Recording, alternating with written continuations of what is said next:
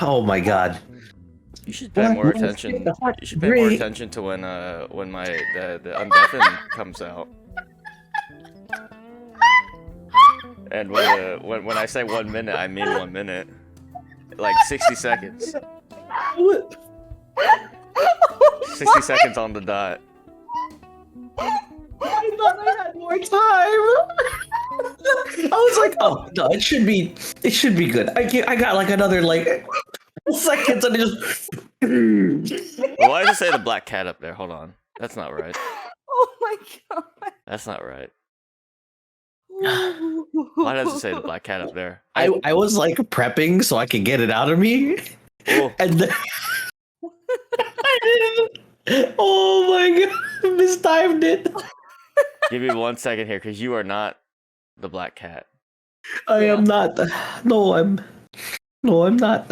You're almost as cute as her, but not quite. He was literally saying as well, like, what am I gonna do when like Tam, unmutes and everything? Well, I guess so I was that's just what like we're doing. stretching and getting ready, and then you unmute. You go, I said 60 seconds. You should have counted it. That's not what I meant. I know. I thought I had like at least 10 more seconds. I was like, okay, I'm all warmed up. I got my, cracked my knuckles. I started clapping up. I'm ready to go. And then everything just went down. You sound really loud. Let me turn you down the hair. Oh, am I loud? I don't know. I mean, I was playing with my mic setting, at least with the input gain. I don't know if it did anything there. It's just a Discord thing. Anyway, hi guys. We're a little late today because I decided it was a good idea to take a nap. Yep. I thought it was a good idea to take a nap, and then I woke up and I was like, wonder what time it is. Oh. Okay. So I scrambled. Yeah, we got to a point where it's like we're gonna start spamming the cat blips to Tam. Hello. I know that's not the sound, but it's just I can't make the sound if I bet it kind of was the sound. You can kind of. I can't do it right now. I'm not wet enough. But the nap isn't the reason I don't have a camera on. I mean, it could be one of the reasons, but the real reason is because I moved office spaces. So like behind me, it's just like a garbage pile of boxes and death. So we're gonna get that figured out. I'm gonna put like a curio cabinet there or something, and it's gonna be like probably all my Monster Hunter figures. Cabinet. Just like a display cabinet. Oh, okay. Like glass pane, and then maybe put some lights there as well. It'll look pretty. It's gonna look so pretty. Are you gonna do like the light shining down thing? I might, yeah. I mean, I have lights. Like I have those lights that I usually use, but like we'll see what we can do there. But I kind of want to like I don't know, pretty it up a bit. I have the green screen that I could use, but like, Yeah. But it was probably a good call because it's probably a good call because I did just like wake up from a nap not too long ago, so it's like. Is your hair a mess? Tam kind of looks like. Wait, my hair's always a mess. No, those are good. What do you mean? I like the wave, bro. The wave. Yeah. You kind of got a little wave going on, don't you? Oh yeah, it's starting to get long. I gotta get a haircut soon. Yeah. No nonsense. No, grow it out. You get a man bun. What if I just keep it like? You're gonna look like one of those forest children from Final Fantasy 14. The forest children? I don't know what these are, but yeah, the ones that are still getting there. The ones with like Connie Senna. Okay, never mind. Let me look it up. Forest children. I forget what their names are. Forrest might know who they are. Like the kids that are with Connie Senna during like the Conjurer and White Mage quests. Oh god. It's like one of them has like a bowl cut that covers his eyes. I feel like I'm so early in the Conjurer stuff though. I'm only like level 10 or something. Probably. You'll meet them eventually. But if I ever return that class. Yeah. But speaking of Final Fantasy, we've been deep in that hole. The Monster Hunter podcast, deep inside Final Fantasy XIV's pants. Literally, It's so bad. Not. Is it bad? It's pretty bad. Is it bad? I don't know. I think it's pretty good. Yeah. Well, I've always been into Final Fantasy 14. Let's be real. I've always been deep in there. It's you two who are like the migrants. That's true. That's true. The But I guess we should start talking about our weeks then. yeah, sure. You want to start? Sure. Sure. What have you been up to? Final Fantasy damn. 14 Raider. Yeah. Wow. Yeah. Well. All right. Well. I guess yeah. Final Fantasy 14. Well, I didn't get to talk about this on last week's podcast, or sorry, 2 weeks ago now, because we didn't do last week.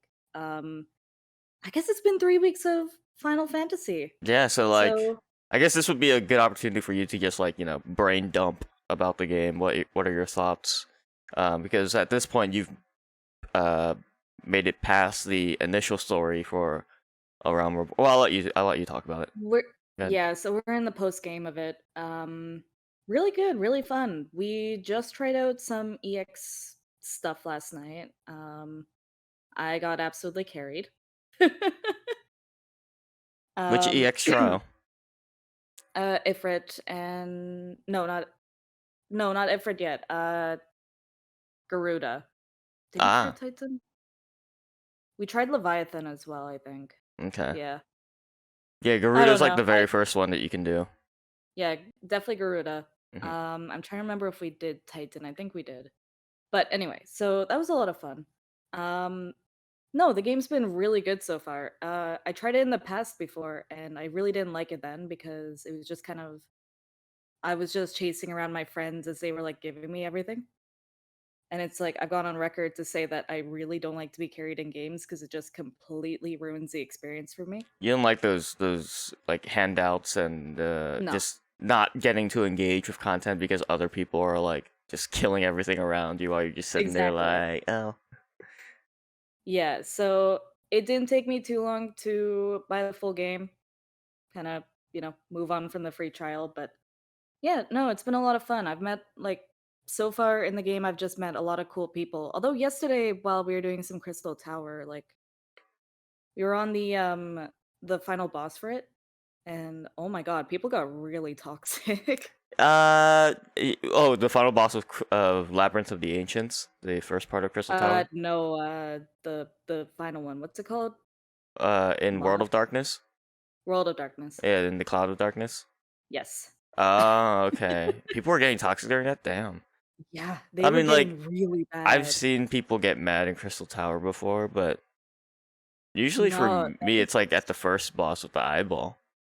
No, that was like the worst I've ever seen it. Like people were actually like pointing fingers, being like, "Oh my god, Alliance B isn't doing anything. Alliance C isn't tanking. Alliance A is fine because we're doing everything." And it's like, right, yeah, yeah. So I think that was just, I don't know. That was. I kind feel of like I feel like PvP gets less toxic than Alliance raids do in Final Fantasy 14. Yeah. Other than that, though, I mean, what's the story so far? How's it been for you? Oh, really good. Yeah, no, it's been really good. It kind of took a while for me to kind of like catch up with it and kind of learn what I was doing. Mm-hmm. And just kind of like, why am I, delivering this item to this NPC or whatever? Sorry, Karada just like keeps smiling and like doing stuff on the side, and it's I have no contribution to the talk. I'm just here. Do you have any questions? You're just casually sending a talking about eyeballs and freaking. Well, I can talk about toxic people, but I'm talking about eyeballs and groups and being. I'm circling back to toxic. I don't know what's happening. Just keep talking. I'm listening. I'm just going, what the crap are they saying? Well, I'm also trying not to spoil anything. Yeah. I don't know. I don't even know what's happening, son. Well, how about this? How was the behemoth fight again? Did you do that one successfully? Oh yeah, no, it went a lot better this time because There it you was go. like the previous time I had I didn't, or I think the meteor actually like The meteor landed on dropped. top. So Karada, Yeah. so the alliance raid that Yeah. Forrest was doing. Yeah. One of the bosses is King Behemoth, which is the Mhm. behemoth from World, Monster Hunter World. If you played that and game, you know, do you know? Yeah, do you know the pain of like when a do you know that situation where a comet drops and then yeah. the ecliptic meteor is about to come, but you don't You gotta know do if, the jump. well, not the jump, but like hide behind one of the comets. Okay, yeah. And one of the comets is like right underneath the ecliptic meteor, and you don't know whether or not you're gonna get clipped by it. Mhm. so I was the only one to hide behind that comet, and of course I died. So I Yeah, got raised. the same bullshit I happens. got in raised, but I got raised right when the next meteor was coming down. So it's like, wait. There you go. So I Here's a died. little pro tip. When you get raised, you have a 5-second buff called Transcendent, where you're completely invincible if you don't take any actions. So you're just saying if she stood there. If you just stood there and did nothing, you would have survived. Well, Did you excuse move? me for. Did you make an action? I must have like She must have. sprinted or something. Yeah, if you sprinted, probably- you were dead. I probably That's sprinted. an 'cause action. It's like, I think "Wait!" you can move, but you can't use any actions, and that includes sprint. Okay. But yeah, that's just a little pro tidbit. tip there. So you die, you get raised, looking back at the meter, just going, Man. staring up on. Yeah, It's as pretty if much. it's as if you die against Behemoth, and then and then it's using the ecliptic meteor, and then one of the cart cats just like drops you right underneath it, and you're like, oh wow, thank you. Well then. Okay. alright. Well, Okay, I'll here we see you in 2 minutes. Oh, No, but honestly, doing the behemoth was really fun. The crystal tower fights are really cool, especially now that I kind of understand them doing them the second time. Because With the first effects time it was turned just down. kind of, well, okay, yeah, because that was a really funny thing on your stream. I didn't have any of the effects turned down in party, and in alliance raids, it's 24 people. So you had your stream going, and in the corner where my POV is, you just see like It's all just these light light garbage. flash. Yeah. It's just rainbow vomit in the lower left of my screen, which was Literally. Forrest's point of view, and then mine was just like, oh yeah, Tam's just doing stuff, and it's like Yeah, in the lower left. It literally turned into a thing where it's like, I can't see the boss, and I can't see where it's like, where its hit zones are, like the orange whatever. Oh, the circle, yeah. So is that like a So- typical thing people do though? Like they'll just turn off the effects, like for. Oh most yeah, players, or- oh yeah. Like You I at least think, limit them. yeah, I think there's two situations where people begin to realize, oh, I think I gotta turn shit down. The first situation is in a big fate boss in the open world, with like usually more than 24 players who come to those to like wail on a single boss. It's just like visual nonsense. You can't tell what's going on. And the other is, yes, the alliance raids. What I do is I have party member effects on limited and alliance effects on none for other players. Oh, Gotcha. but party meaning like just your group, you can see. Just only my their group, effects? yeah, just my group. Okay. I can only see Yeah, like that makes more a few sense, of them. anyways. Yeah. Yeah. And then for mine, I can see everything because I'm cool. Oh yeah. Yeah. Yeah, you want Yeah, no, you're like the coolest, bro. You're Yeah, I'm the coolest. I'm the coolest. Although I don't think you can disable limit break. So if you have a red mage using a limit break level 3 on a boss, then yeah, you're just gonna go blind. There's just big explosions. Of course. I do want to try it out at some point though. Yeah, red mage is a lot of fun. Yeah, that's what I hear. I'm glad but- you're enjoying it though. Really Yeah, glad. so I've been having a lot of fun with it. I'm trying to get to level 60. So I'm almost there. Mm-hmm. Otherwise, as for my past couple of weeks, I picked up Boyfriend Dungeon from Steam. Yeah, I so- like Yeah, I was explain gonna that say. game. Explain that game, Boyfriend Dungeon. Explain that game. it's What's the a synopsis? time. How do I even explain it? You're someone visiting a town where there are all these weapons that can turn into people, and you want to. She wants to wield date these weapons. scissors. She wants to Exactly. date scissors. That's what she's saying. Specifically scissors. That's the weapon. Specifically scissors. No, there's you know, it's I don't know. There's a lot, you I'm know, and it more of a hammer guy. it's actually Man, not that katana can get it, bro. Look at the well, dude. Did you see the shaft on that pole arm? Oh man. Oh, but anyway. So no, it's a roguelike kind of game as well. So obviously you wield these weapons as well. You go into a dungeon with them, you get money. You like kind of increase your friendship or love level, I think they call it, with them, and then you can go on dates and all that. And yeah, I don't know. It it's a time. Let's You just know how say. some games have weapon familiarity. Yeah. This is that to the You're getting a utmost little too degree. familiar, bro. Yeah, Yeah, a little too familiar. It's like oh, I need to go somewhere alone with my longsword, please. Excuse me. Excuse me. But no, the animation style is pretty cool for it. It runs pretty smoothly. And yeah, I don't know, it kind of delves into like kind of more serious topics as well, Mm. which I wasn't expecting. Like there's actually this one like character who kind of like gets emotional, like manipulative and kind of like stalkerish. Like it actually warns you at the beginning of the game like there are themes of like like stalking and like Yeah, I actually saw some screenshots on Twitter about that where it's like more games need to do this where it was like there was warnings about like, stalking or creeping behavior, like suicide, yeah, stuff like that. Like exactly. yeah, some like triggers for people with issues with those or sensitivities with those topics. So that was pretty nice to see. Oh yeah. Do you But just want the warning or more games that incorporate no, just like like just a warning. No, those type of just A a warning. warning. Specifically the Yeah. warning. Like Okay. not more games to include those topics. Like Yeah, there's a that's what I time was and a place thinking. for You everything. want more people to feel like they're Oh getting stalked no, from their yeah, own no. home. But like, because even when a Doki Doki Literature Club did that, such a random game, I That know, but like that's kind of yeah. like what speaks to me because that game actually did mess me up for a little bit, but I had that warning ahead of time, which was really helpful Hmm. because it's just like that jumps into very serious topics as well, Mhm. I heard and it was people just are kind of like yeah, it's just important to have those warnings and everything. So yeah, totally. I I mean, hope that's that like games can do once that. the absurdity of the concept of boyfriend dungeon wears off, is that like when it started going into be more like serious? Yeah. Yeah. Like, once you kinda got past the fact that you're dating a rapier or whatever, it's kinda like, "Alright." Hmm. An So S-talk yeah, thrust. exactly. Have you seen my thrust?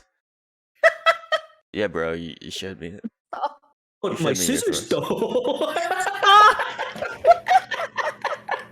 Alright, we're moving past I'm this. dating twins, bro. We're moving past this. Have you ever tried scissoring? Okay. Stop! We're moving past All right. Karada, how's your 2 weeks been, eh? Yeah. Can't stop thinking about Scissors. snipples. You know what's No funny is that snipples. Like, snipples? What the hell are snipples? yeah. Anyways, I got. No, you can't introduce it and then just unless you really can't. I don't remember what. I was watching a comedy special, and the guy was talking about how Yeah. the bottom of a banana should be called the bananus. And then I forgot there was something about snipples. I don't remember why snipples is so funny to me, but something was really funny with it. It was just the thought that I couldn't get out of my head. And you put So is it when you put anyways. like two Snapple caps on like your okay, you know what? Never mind. That's good. Snapple cap. Well, yeah, whatever you want, bro. You know what Snapple is? I haven't had Snapple in forever, bro. Dude, I just had one like last week because someone at my office brought in like a pack of them, and I was like, yeah, okay. Oh, that's nice. No. Yeah, I haven't. I've been like stopping from trying to have too much like soda or iced tea. But I get ginger ale every so often, though. But at It least was sugar-free ginger in it. Snapple, so it tasted like shit. So just tea? No, it was Isn't it- sugar-free Snapple, which I guess, yeah. Wouldn't that just be like? I mean, it's iced tea. I mean, if you take the sugar, it'd still just be iced tea? I mean, iced it's tea. just unsweetened iced tea then at that point.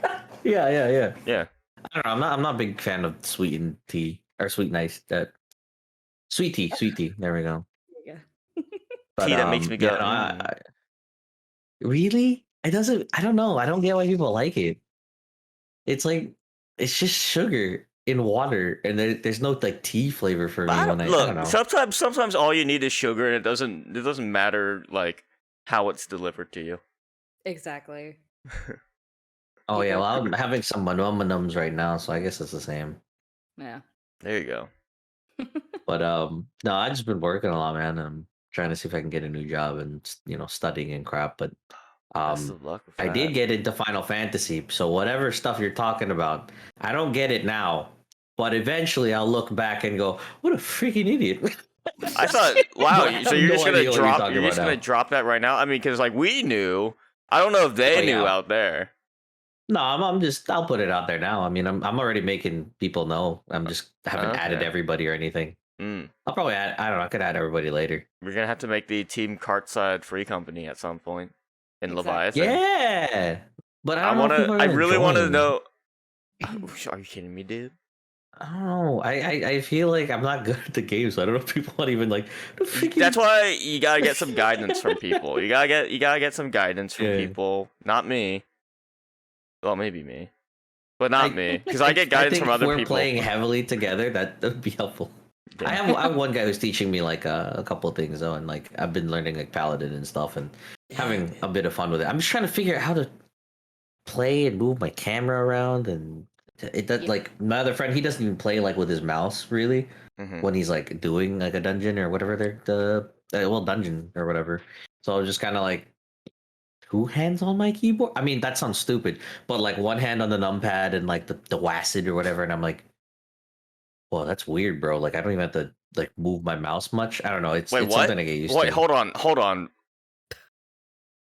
You're using your right hand on the numpad and your left hand on WASD? WASD, yeah. What? That's how he plays. That's how he plays comfortably. I don't know. That's what he was saying. I think you just. I don't know. That's what he told me. I went, oh, okay. But he also told me I could do just like point and click too. I mean, yeah, that like people do. like 99% of keyboard players have their left hand on WASD and their right hand is using their mouse. Yeah, that's. Are you most people clicking? Yeah. I'm not clicking. Well, I click on some abilities, like my limit break. I'll click. Yeah. I also have an MMO mouse that has like the 12 buttons on the side. That might help. I don't have that. Even without an MMO mouse, like you're still gonna have your hand on because you're like nothing controls your camera better than your mouse, and you do need the mouse for like clicking targets or things like that. Isn't and also as a paladin though, like am I not really moving around much, right? Depends on the Kinda. So play. like he was telling me like, oh, positioning's big, so really you're not like moving left and right. Otherwise, the guys behind you, yeah. or Tanks when don't really want to. Yeah, tanks don't want to move the mobs much.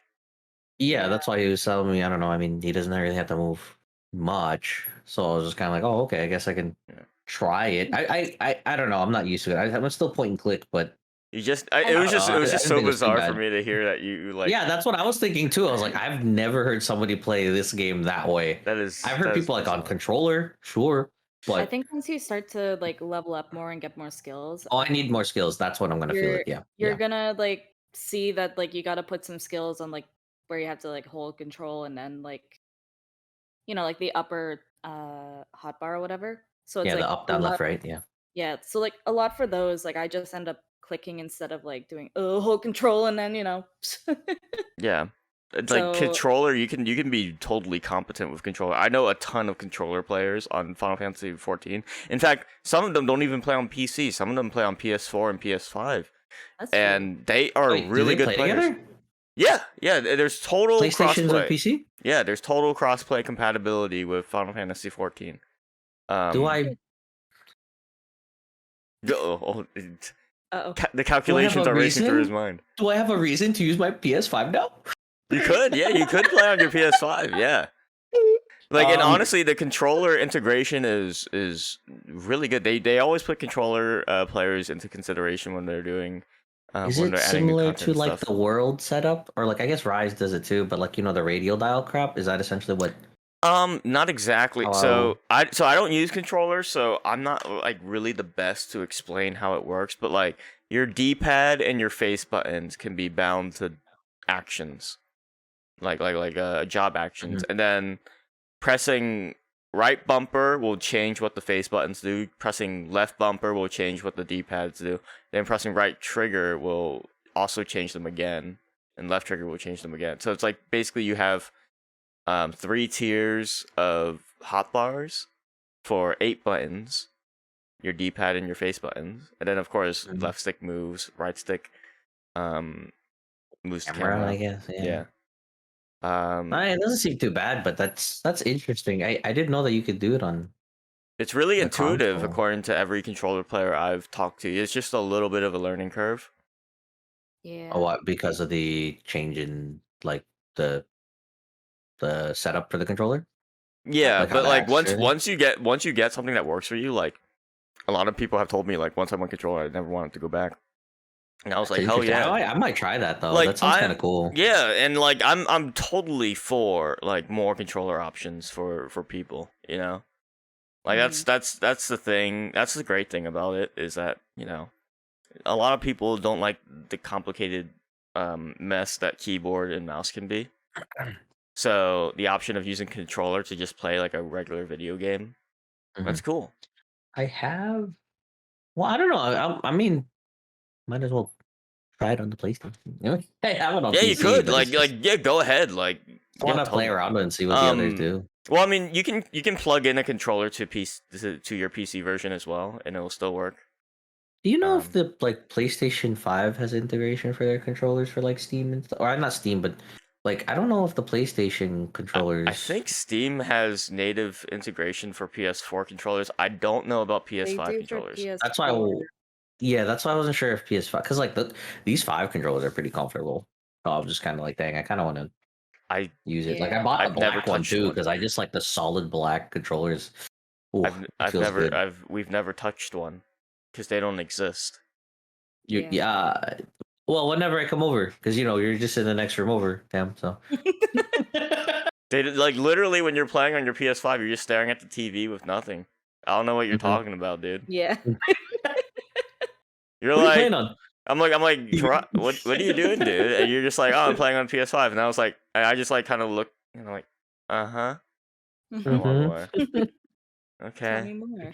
Yeah. But okay. I don't know. I was gonna take a look at it. I mean, I've been playing a little bit. I got the 27 or something. I think that's where I'm at, and then I was gonna push later some other. You're really close to Paladin. That's like 3 levels. Oh, okay, cool. Yeah. The funny thing for me is that I already bought the whale and the fat cat.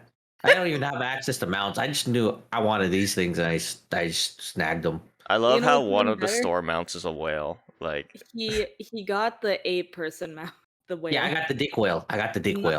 Not the 2-person, the 8-person. The 2-person $40 one. The 2-person cruise chaser mount that they just released is $30 Oh.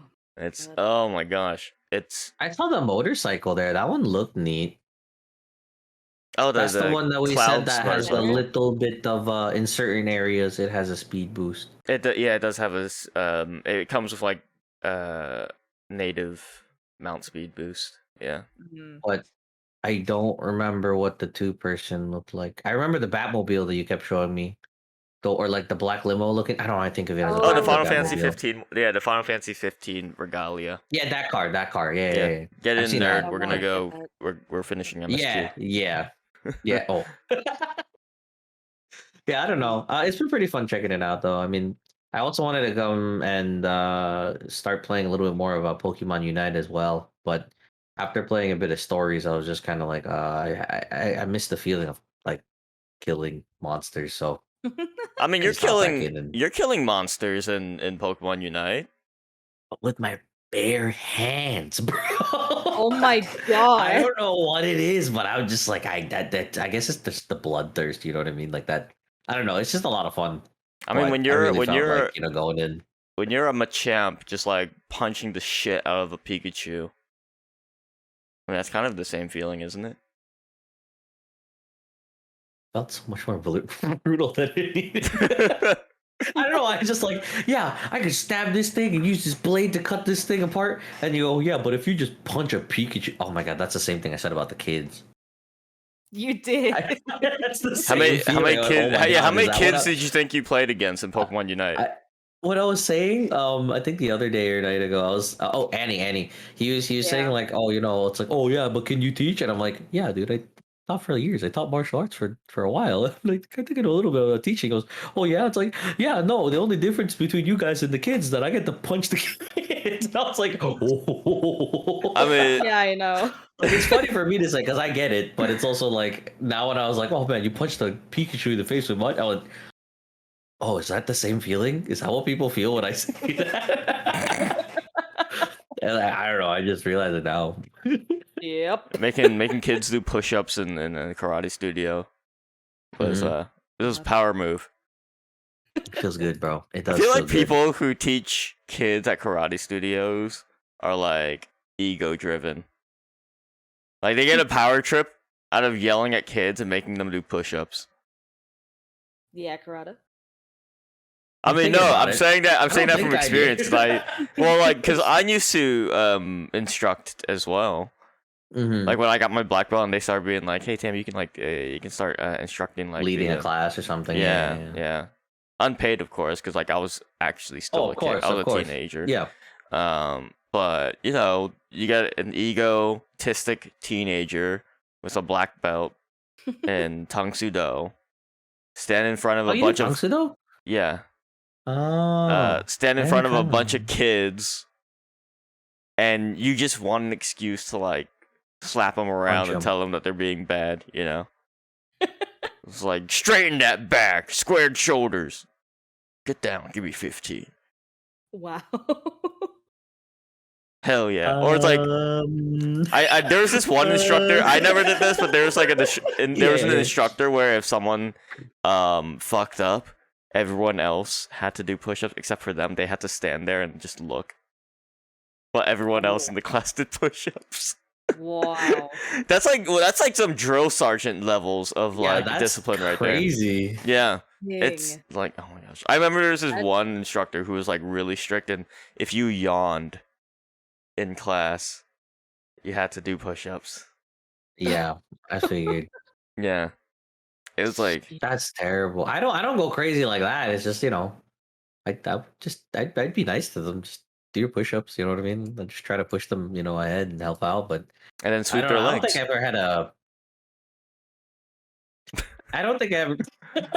While they're doing push-ups, just sweep their hands off the ground and then make them like face plant to the ground. Boom. Yeah, dang, I'm trying to remember now.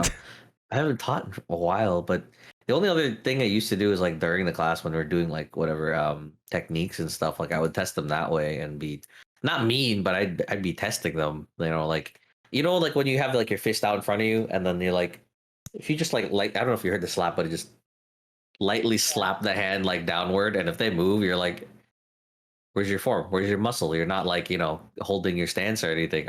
We did crap like that, but I never got like a power trip from it. But now that you bring it up, I might.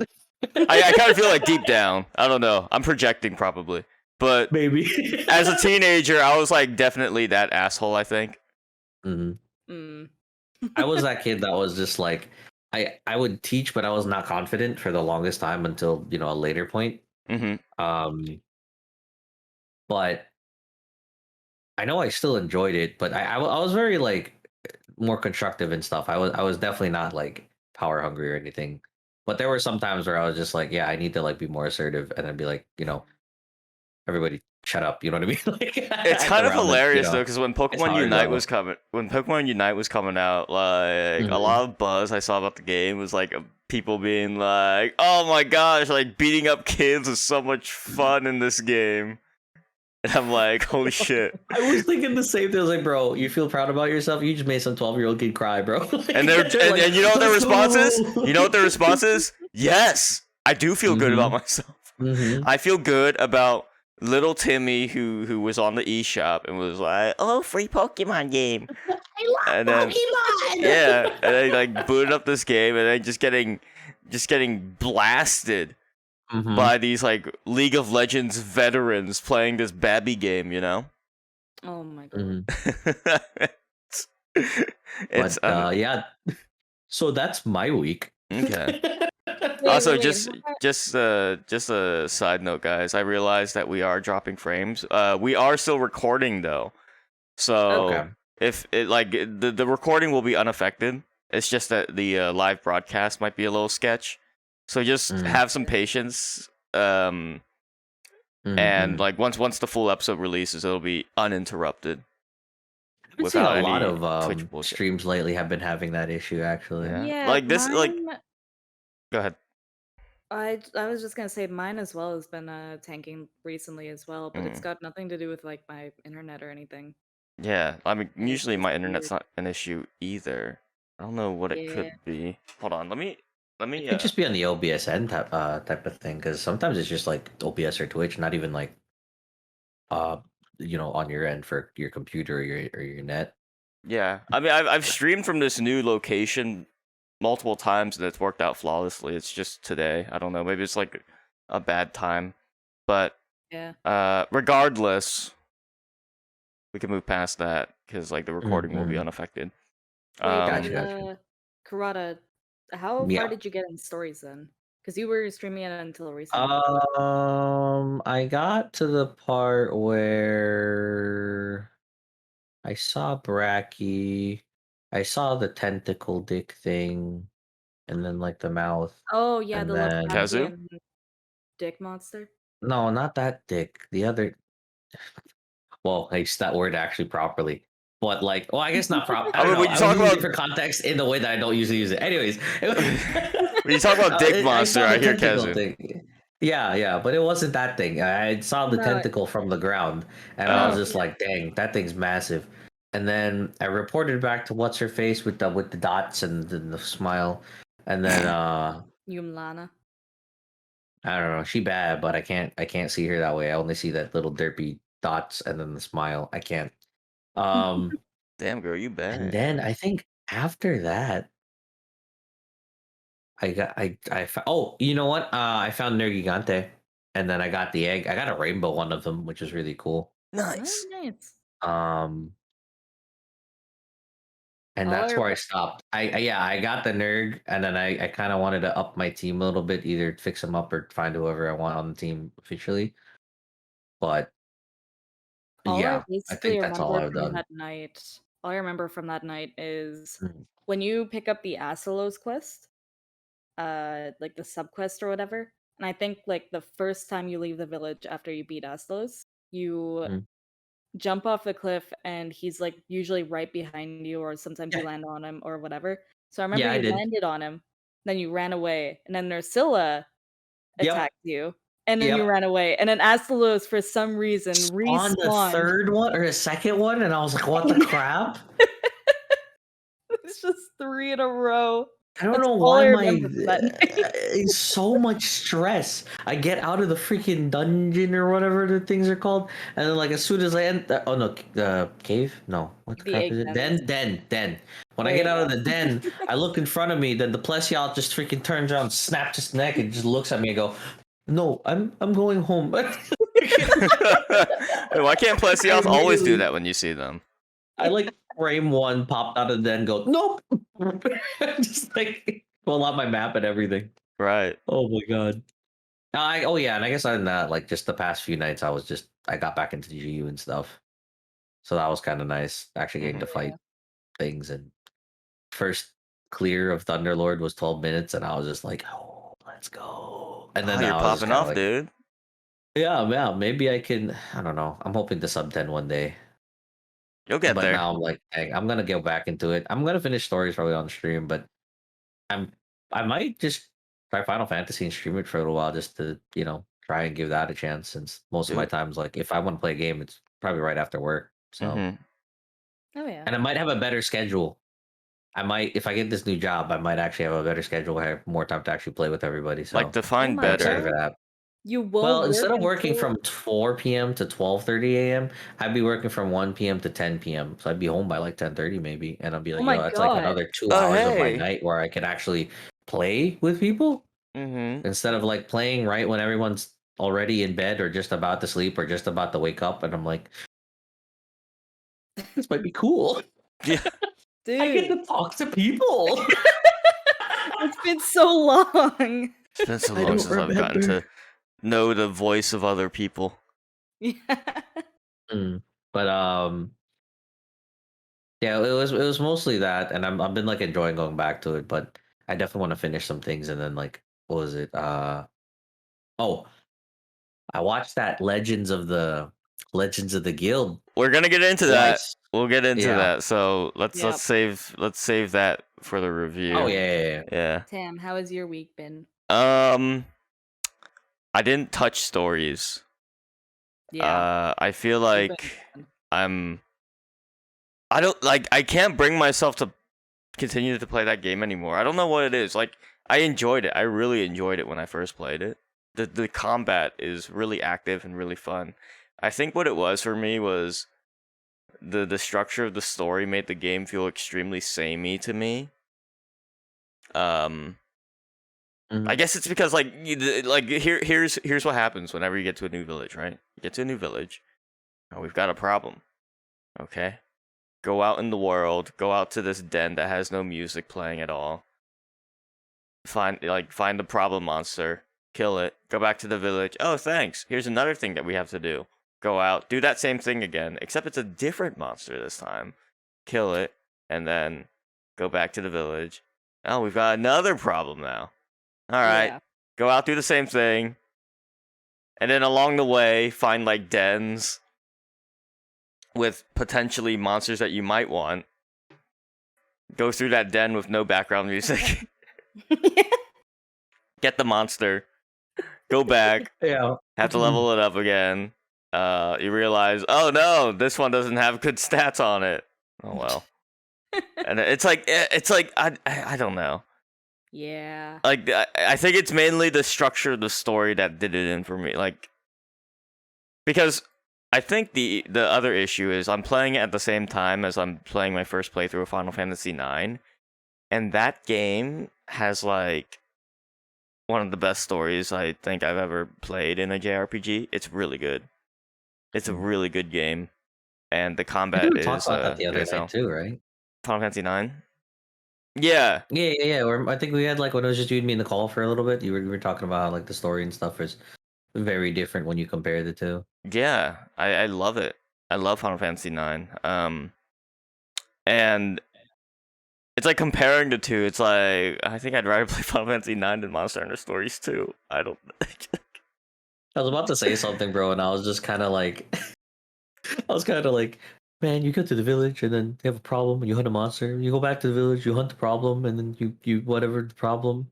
And I was like, sounds an awful lot like Monster Hunter. Well, okay, so that's the thing is that people are like weird though when you put people it are like like that. You know what I mean? people are like, well, Tam, that's just Monster Hunter. Don't you like Monster Hunter? Well, yeah, but Monster Hunter doesn't like present itself as being a story-based JRPG. Yeah. You know? Yeah. Like that's the Like, they thing is that have like village, but you don't have to do it either. Yeah, I expect that out of Monster Hunter. Like with Monster Hunter Stories 2, I'm expecting more than just this is the same structure as Monster Hunter. It's just with boring music and or lack of. yeah. I Like don't when know I why said it just randomly stops. Like it doesn't make sense. like yeah, it's so like honestly like the background music is like it's such a stickler for me because I know Monster Hunter has like phenomenal music. I kind of put it up there with Final Fantasy in terms of like having really good battle themes and just ambient themes in general. Even though like Monster Hunter doesn't have like themes for like just traveling through the maps, but like in the villages and stuff, they're like really memorable themes. It's like for a series that I will like go up to bat for the music and the soundtrack every time. It's like it's just not present in stories too. You know? Didn't you bring up that like not even the monster themes are there? It's just not even the monster theme. If I'm it's finding a just Nargacuga, if I'm finding story area theme. if I'm finding a Nargacuga, I'm expecting, you know, that, you know, like yeah. And I don't get that. It's like, well, you feel you are Nargacuga, but you're not like you don't really feel like Nargacuga. He's the green Narga in the game. Doesn't he look a little like an avocado green or like a lime green? I don't know. To be honest, I don't even know what the difference between green Nargacuga and Nargacuga is in terms of their moveset in the actual game. Green. They didn't It's really just like. green. I think one used their tail attack more or something. I don't know. Something to do with the poison, I think, was different. No, I think it was paralysis, wasn't it? It had paralysis, really? I Maybe it's just because I'm so good at the games, I never got hit by it. I say that sometimes, and people think that I'm being like egotistical about it. You are though. No, I'm not. See, this is what you gotta do. You gotta be like me and be so egotistical to the point of absurdity, so that Yeah. stop giving me my secret, man. I mean, I'm looking it up on just the Monster Hunter wiki, and it just said green Narga are known to be bigger, though are still quite agile. So Okay. It's just they're just bigger, so Nargacuga. just more HP, more attack than regular. Someone in chat So- said green Nargacuga introduced the double tail slam. Well, then doesn't it just get invalidated now because regular Nargacugas do the double tail slam now? He's just green. He's just like green an now. old banana. This is a different flavor of Narc. You know what? Like, there's like multiple different types of tigers out in the world, but they don't have like different abilities, right? But the white tiger just looks cooler. That's true. Yeah. Do you think it would be cool if like Monster Hunter had shinies? Yes. If this is a Pokemon game, oh yeah, that would have been really cool. I think that's what they should have. I think that's what they should have done for That's like gonna the be an update. subspecies. That's gonna be an update down the line once they release all the monsters. Oh yeah. Oh, let's all have off-colored, really weird-looking versions of every monster.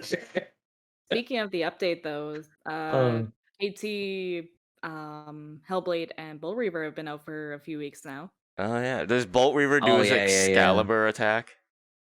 It does. It's a Squall Blasting Zone. It With has all of the tail. No, thing? Yeah, the it has the horn tail- slash well, thing. it has like the Oh. big beam. Yeah. It does Yeah. have the big beam as like a Gene attack. So Mm. you could put that on anything. Is that an AoE? I don't think so. It feels like it's a one-person hit though. But I was just curious because they could technically play it off because it covers a lot. But the tail slam, like when it goes into the ground and then does like that big discharge into the air, I think that's an AoE. I want to say. So I Yeah, haven't that makes sense though. I haven't gotten far enough in the game to find like see Glavenus yet, but like I saw the kinship attack for Hellblade because they showed it in like a little snippet. It's my God. so good. I want to see it, bro. Okay, I won't say. I mean, if Corrado really wants to see I it, gotta see I it. can't talk about it. But like, I mean, No, you can. Okay, Maybe for Hellblade, no. For Hellblade, I kind of want to at least. all I'll say is double have that cross. moment. Okay. That's all I'll say. Yeah. Double Okay. cross. It has double cross, and That's what I'll it's say. so fucking cool. Wait, does regular Glavenus do double cross or just do cross? I'll let you guys find out. Well, it's like I don't even know if I'm gonna make it far enough. I mean, like, here's the thing. I'll freaking do it. I and probably won't. I'll play them. I probably back won't to back. stream Monster Hunter Stories 2 for the foreseeable future. Maybe like for the final boss once I get there off stream. But Mhm. like, it definitely feels like a game that you need to have like Netflix on the side It is. while you're doing dens and stuff. It's 'cause, either like- that or- Pokemon players do too, though. Whether it's breeding or like Yeah. I guess that's still breeding or shiny farming and stuff. They just have that as the idol. Like, oh, your fingers do this, but you're just kind of like numbing yourself watching just like another episode of The Office or some React crap. content. No, That's what you do. You do Watching it a just video on YouTube of somebody else getting the shiny until you get that feeling. exactly. Yeah. Just So, I'm just gonna do react content on Twitch while like going through Monster Hunter Stories 2. See, that's like the antithesis of a good stream game for me, and that's like not the type of content I want to do. that's But fair. I don't know. Other than, I mean, we just talked a lot about a game I didn't play. Well, but for KT, holy crap, is she hard? Like, I have not been able to beat her yet. And Do you like, do 2 people as well, or is it I like think 4 it has people? to or be what? with 2 people. so it's a co-op exclusive quest. And so basically they present the quest as like you have to defeat 3 monsters. So KT, Brachydios, and I think it's Glavenus, I want to say. And you have to do it in I think 30 minutes. And oh boy, it's difficult. I'm What level is, 70. Is it different And though? Because turn-based? what do you what do mean? you mean? Well, it because I'm trying to remember, like when you do 2 people, it has that like speed thing, right? It has the Yeah. it changes like all 2 times speed or 3 times speed to skip whatever. Like, does it have to play every animation for the Yeah. kinship? Like, okay, yeah, I know that would add a little bit more So time instead. basically in the co-op, like it'll normally go ×2 speed for a lot of the stuff, but it'll go 1 time speed when you're like choosing your skill, I believe, and whatever. It kind of like plays around with the speed with that. It never goes to ×3, unfortunately. But yeah, so I tried it a few times, and we would just always time out. Because basically the thing about KT is you have to make her retreat again. So you have to like you have to break her horns and everything as well. And like I think there's that one part where you have to like make her I don't know if it's like her dress or whatever, but like some of her parts has to molt off. Yeah, Karada. I'm trying to make it Oh, it's not. like just like in World. Yeah, Yeah. Yeah. yeah. I didn't say a thing. I was just gonna smile, and anybody listening wouldn't have even known that I was smiling. And now they know. Well, I don't even have to look at you to know.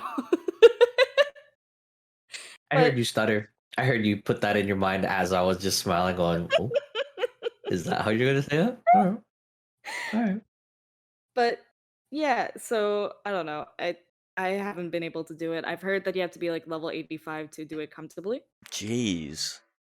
and I it's was just like watching so much grinding. I was watching someone else's stream and they had the Kulve armor, Yeah, and Is the armor man, good? I think so. the way it I wanted to talk about the way it dies. Oh, it's so pretty. It's cause like you know how Kulve it has like the gold part and then like the kind of like the bluish part on it on the armor. Yeah. Yes, yes, yes. Guess what parts are the parts that die? The gold? The gold and the blue parts. Because there's 2 Both. dye channels. Oh, Because there there's is 2 dye two-tone. channels. You're right. You're Yeah. right. So it's like really just like color it however the hell you want. I know. It's That's kind of so nice. What the cool. crap? It's so good. Oh my god. I know. I love it so much. I kinda love wanna- their dying system. That's the best thing about Monster Hunter Stories 2. Yeah, I was gonna say I kind of wish Monster Hunter, even like in Rise, had like we only have one primary thing we can edit, but it would have been nice to add a second Yeah, something there. You know what I mean? I know. Oh hell Maybe in yeah. a future update.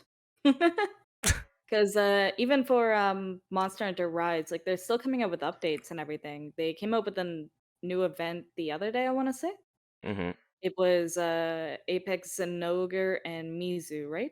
Yeah, Apex that's a great lineup for an event quest. I mean, you only get like probably like a title from it or something, You right? get titles. But I'm sorry. What? Yeah. the new event quest in Rise, it's like it's an Apex Zenogre and an Apex Mizu, which is like hell yeah, I want more quests like that. But then You know how much work that is for a title, for a stupid title? hell yeah. I'm gonna stick to girl on girl, bro. That's my title forever. If this is freaking titles are crap. Mm-hmm. I don't even look at like you know the only time I ever see people's titles is if I accidentally press the button that swaps names and titles. No, That but is Tim, you have to see my title, bro. It's so funny. You have to. You know what I've started doing? On my during my FF14 streams, Oh. when people are trying to attention seek, I just cover their character with a window. Oh, there's so many Wow, like different that's smart. windows. I know. I love that. I saw Yeah. you doing that the other night. Oh and yeah, I was someone just like, rated "Oh my me, God." and then like they were trying to do the same thing on my stream as they were with the other streamer's stream, and I was like, "Hey, I don't know where you think you are, but you're at Tam Jamming stream right now, and right now we don't like attention seekers. So you know what I'm gonna do? I'm gonna cover you with my window. Bam." Yeah. Did you just keep moving the window around if they kept trying to? Not really. Then I eventually just like swiveled the camera around so they weren't on it. Yeah, But it made me very happy to see you do that. cause I'm like, all right, like don't be that person who's just like, hey stream, look at me. Like you realize this Yeah. isn't your stream. If you want to show stuff off, that's fine, but do it on your own stream. I know, that was kind of the thing about, like, Monster Hunter in general as well, because it's like people would always ask me to view their, like, Look guild at my card or guild card. whatever, Yeah. and it's just kind of like, I'll look at it later. Because it's like, I know if I look at one person's guild card, everybody's gonna want me to look at their guild card. Mm-hmm. I just don't accept them. Oh, At really? this point, I'm probably just gonna stop. Like, freaking, if I don't want your guild card, I'm not taking it. I'm not even gonna put it in the queue anymore. I'm just gonna be like, no, I don't want it. Go, be gone. Gone. Be gone. Fuck. Hey. Okay. I thanks, Tim. I can't think No, of that it's 'cause word it's "be gone" like- without thinking of that video now. Sorry. Go ahead. I like guild cards. They're cool. I like knowing who I hunted with like when I first started the game. That's why like for GU I made it such a big deal because like anybody I have met that I used to watch before I streamed and stuff. So like all the different GU streamers from years and stuff. Or like, if I try to get like Eric's gaming, whatever, his guild card, Gaijin Hunter, some other whoever's that, are other bigger names, or at the very least just people I enjoyed and like got to be friends with. Mm-hmm. Those are really cool, and I love that feeling. Yeah. But there's also like when at least when I'm streaming now, it's like I don't treat everybody like my immediate best friend as soon as I hunt with them. I'm just nice with everybody because that's just how I am. But I don't want to have to add every single person to my friends list just because we played together. Mm-hmm. Like I want to keep like that separation between like Yeah. streaming me versus like me personally, as a person. Yeah. I just can't do it. I actually ended up like pruning and like cleaning out most of my friends list on my Switch recently. Oh, it's a great feeling. one, It's a great feeling. yeah, and it's just kind of like I know that like I actually got a few messages saying like, "Oh, why'd you remove me from your friends list?" And it's like, Are you one, we fucking don't serious? hunt Oh together. no! Oh, Did are they you really serious? monitor? Did You they don't really even get do an that? alert that they No removed? fucking way. No, they actually messaged me, and it's just kind of like this other person. Like, in No way. Rise, Oh we my would hunt God. together. I was hunting with another friend a lot, and this one person like kept trying our hub and everything, and it's Mhm. just kind of like, bro, okay, I'm removing you from my friends list because it's just like I'm not dealing with Is this it the same anymore. person we talked about? Yes. Oh, So that kind of like they're also butt hurt now. so that kind of like also really got me to be like, all right, I'm cleaning out my friends list. Like I don't want to deal with this anymore. So it's like when people send me friend requests, it's just more of like I just leave them in in my in my queue or whatever, if you want to call it that, and it's just like I'll delete them one day. Are you able to You know what you gotta disable do? like friends joining, like Yeah, the auto yeah, friends joining? you could do that. You could probably Okay. like, stop it. I think the main way that we did it, especially in GU, is just don't show your status online. Period, and then they can't join you. That's what that's what I was starting Okay. to do. Though the other thing I was gonna mention was I don't know if you guys do this often, but when you like purge your like say Discord like friend list as well, it's I look, you go, never. I never freaking like this guy. Get the crap out of here. Like I was just like left and right slashing names, and then I look at one name like I don't remember you. Bye. Jeez. I've made a habit now of especially not friending people on Discord unless if I need to. Like even you and I, Karada, we didn't become friends until like we actually needed to add each other for like a group chat or something. But like that's my biggest What reason group for not. chat? What did I we don't know. do? We have like a gajillion at this point, but like World or GU probably. probably. But I don't even know what Discord friends do. it allows you to friend, or it allows you to either like It allows me to if that- message you so I can ask you why you unfriended me.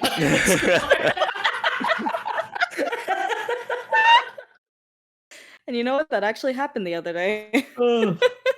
Oh, sorry, Again, go on for it. someone Like, friended me because But no, so like I don't accept friend requests because it's like they can invite me to anything and like you don't get the option on whether or not to accept it. You just get added. Mm-hmm. And it's just like I don't feel like dealing with that. And on top of that, like I just no. It's just not no. No. Go away. I don't know. It's You know just what's bugging me thinking about it? There's So, this one. I have a family plan for uh-huh. Nintendo. I was gonna say Netflix. I have a family plan for Nintendo, and the one thing I can't stop thinking about is there's somebody on my family plan, and I just do not remember their Nintendo account. I don't know who this person is, but if they were on my plan, they were probably somebody important to me. It's me. But I keep looking at them, and if you want, I can give you a spot. But No, if you want it, I mean, what the crap? If they were there and I don't remember them, I just have this feeling of me wanting to remove them so they can ask me what the crap happened. But then I was like, I'll keep you on for now. yeah. Just couldn't decide. I was like, I don't know who you were, but I don't think you're somebody I don't hate or anything. So I don't know. It was interesting, but I don't know. I'm just trying to think about all these moments now. People take like my general indifference towards friends list as being like spiteful toward them. Like if people request me for a friend, it's either gonna be there forever or I just like accept it if I literally need them to be my friend to like do something, you know, to like invite them or something. Or do you accept just any friend request? Like I don't understand why. no, If you're I think joining hold on, the let me check on server, Discord. right? Let me check on Yeah. Discord how many friend requests I have. Because Well- I'm realizing that like just joining a server and like if you I don't know invite somebody to your server, either way, and then somebody immediately just like tries to message you, DM is fine, but then they also send the friend request, and I'm like, we're already in the server together. I don't freaking need to be your friend. But Yeah. I know it's rude sounding, but it's like I don't need to immediately be your friend. Like you see my status for whatever I'm doing. You know what I mean? Yeah, Oh, I guess that's the other thing that the friends list does. You can see whatever you're playing or sharing screen and crap. Oh, I didn't know that. I thought everyone could see it. Okay. No, if you're in the server together and you check and you have a message, you can message them. I don't think it shows the thing unless you're friends. I Well, think that can be a privacy think- setting. I'd like to move past this topic because this is like devolving into a topic about Okay. nothing that is uninteresting. Okay. Sorry, just wanted to see what you guys felt. Sorry for having a question. Damn, well, if you're Alright. gonna adopt that, then go ahead. Just Tell us wanted to about the contribute. Discord friend lore. Oh, they keep bothering me. I'm just so bothered. All right, I'm done. Yeah. Well, Alright. I mean, Uh, as for my week I had- though, yeah, go on, man. Yeah, sorry for. I wasn't playing much Stories 2. But I yeah. was playing. I did start Great Ace Attorney Chronicles. That game is so funny. It's so good. Oh It's my so god, good. that was so funny. So I just got up to the second case. I just got up to the second case, and like the characters, like, okay, so I thought I knew Ace Attorney. Like I thought I knew what it was all. I'm like looking up a trailer right here to. Okay, Yeah. IGN, you'll I'll have have to to. slap it up. Yeah. But I was I thought I knew what Ace Attorney was all about. I thought like, oh yeah, it's just like a kind of an absurd, over the top wacky attorney little- guy. Yeah, and it's like in like a blue suit, and it's just like all sorts of like a clown car full of weird characters. Mm-hmm. I was not prepared for how absurd it actually was. Like there was a part there. I remember specifically there was a point where I was questioning the way something worked within this case, and I was like, "What are you, magic?" And then people in my chat room were like, "I mean, yeah, it could be. Like, that's not weird. There's magic in the." And I was like, "What?" Like I thought it was somewhat grounded in reality, but there's like supernatural bullshit everywhere, dude. Like my partner in the first case, he has like a sword with him, right? He just brings in the sword to the courtroom because why not? And after we won the case, he like pulled out his sword and like sliced the air and the attorney on the other side of the courtroom, like his like hairpin came apart, and I'm like, what is what's going on anymore? Out of it, but like, I mean, that's the kind of absurdity that I love. So it's really fun, and like as my introduction to the Ace Attorney series, I'm thoroughly enjoying it, and I'm thoroughly enjoying how over the top the characters are, and I'm especially enjoying doing voices for people. Because like this whole playthrough, I've just been voice acting because there's no voice dialogue except for like during like really important story cutscenes, like in between episodes. Objection. Yeah, and the objection and the take thats and stuff. Yeah. Those all get voices. Oh my as god, well, I but, love like, the only real thing that I come to love is when I went to Sheena stream, he showed me the detective and it was Herlock Sholmes, and I almost like pissed myself. Yeah, well, the reason they do Herlock that Sholmes alone, is I was like, I love this game. I'm pretty sure the original intent was to use Sherlock Holmes, but of course, Arthur Conan Doyle's estate has like some really weird specifications for the usage of the Sherlock Holmes character, in that they own the license to Sherlock Holmes if he's a good guy. What? Or something like that. It's like the representation of the character has to be a certain way so that you can use him, and the certain way that you have to use him in order for him to be like Sherlock Holmes is like he like has to be like an asshole or something. I don't know. Like, well, yeah. Now I'm thinking of like the TV show Sherlock, and it's like that guy was like pretty much a dick for most of the show. yeah, but also, like if you're Sherlock, if your representation of Sherlock Holmes is like a nice stand-up guy, he can't be Sherlock Holmes. okay. It's so weird. It's so weird. The whole, like, you could look this up, but like the whole copyright fiasco behind the Sherlock Holmes property is so bizarre. Because like at this point he should be he should be fair use. Because like Sherlock Holmes has been around for like literally like more than 100 years, I think.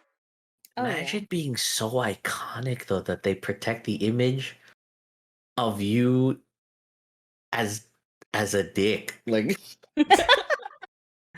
It's like you're Mickey just Mouse known is as that guy. Like, oh man, this guy's a detective, but he freaking tips like a. yeah, he has to be like, you know, demeaning to women. He has to be an asshole to everyone. He has to be a dick.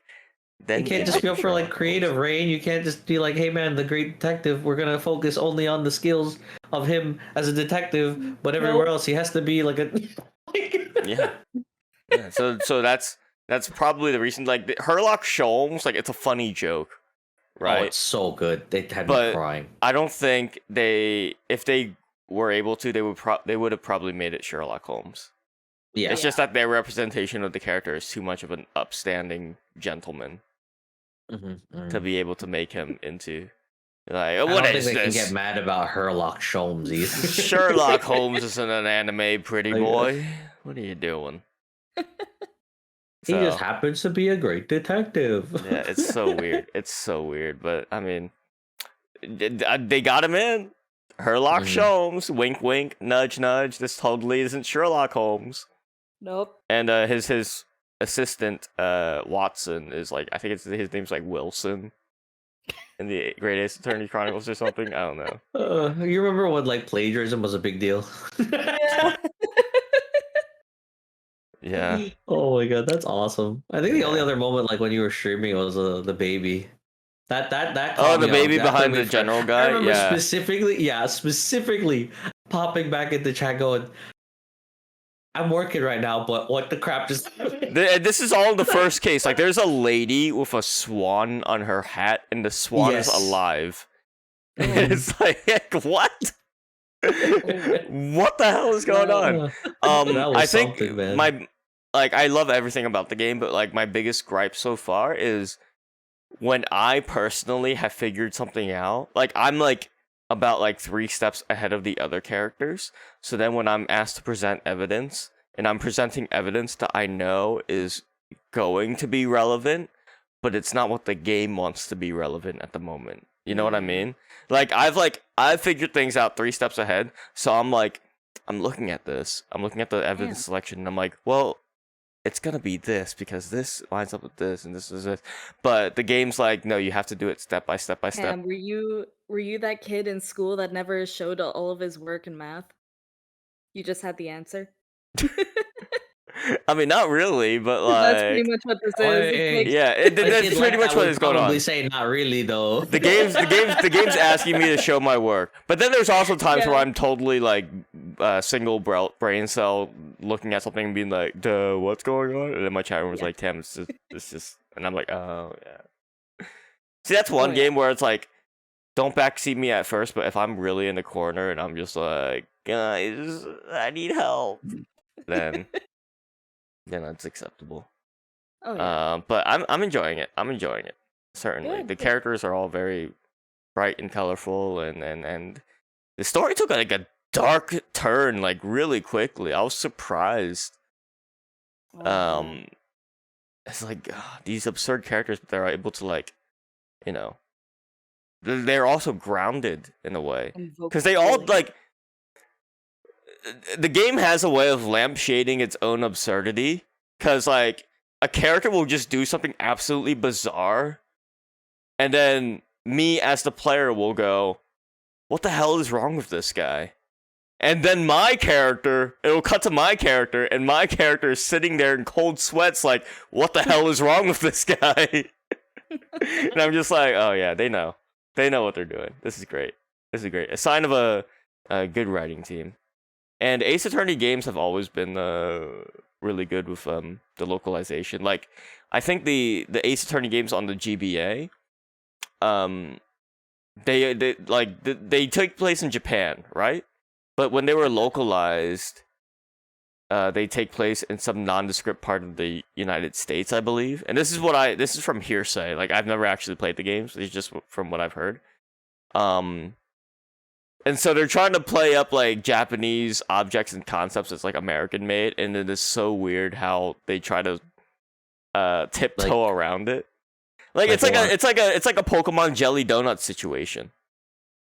You know? Like when Brock from Pokemon takes out, it's clearly a rice cake. And in the English localization he says, I love jelly donuts. Like it's like that. It's like that level of like this is in America. I have a feeling that in that case, like, because I've been I joined the server for like voice actors and stuff, so I've been like getting to see like stuff from the industry, what people have been doing, or for equipment, for practices and stuff. It's been really cool, learning that stuff. Yeah, I'm not personally like a voice actor or anything, but I just kind of want to listen in and see what they're doing. Yeah, and I imagine that in this scenario, they probably made maybe either an actual reel of him saying that, but him not knowing that it wasn't a jelly donut that he'd be holding, or and after he's already said that, like he's done recording, and then he just dipped, and then they probably just looked and went, yeah. All right, well, just run with it. I mean, do you know about the infamous ghost stories dub? Oh my god, it's so good, bro. If you guys want to watch that sometime, I'll freaking stream it. I've already watched it. I'd be down to watch it again though. That's good. what I'm saying. I freaking like one of the kids is literally just like every line of dialogue is just gibberish. Yeah, it's like great. They get so mad at him, but it's so funny. And I feel so bad. It's like, oh crap! Like it's like what's his name from the Thornberry? Nigel? Was it? No. Darwin? Oh, which one's the kid? The only Thornberry I know is Nigel. Nigel's the Smasher. Which one's the? I can't remember. Is there one that just speaks in gibberish? Yeah. Yes. He's like a monkey boy. Yeah. Nigel. No. It's gonna bother Karada for the whole podcast if he doesn't look it up right now. He's not gonna be able to I'm gonna just search a monkey boy. Monkey boy. Hold on, Thornberry's Wikipedia. Here we go. Okay, I see him. The Thornberry's wiki. Does it tell his alignment? Is he good or evil? Oh, Darwin was the monkey. Oh, there you go. Well, I mean, it makes sense with that name. Yeah. He looks so puzzled. Dude, he's so perplexed by his discovery. Yeah. Anyway, that was great Ace Attorney Chronicles in a nutshell, though.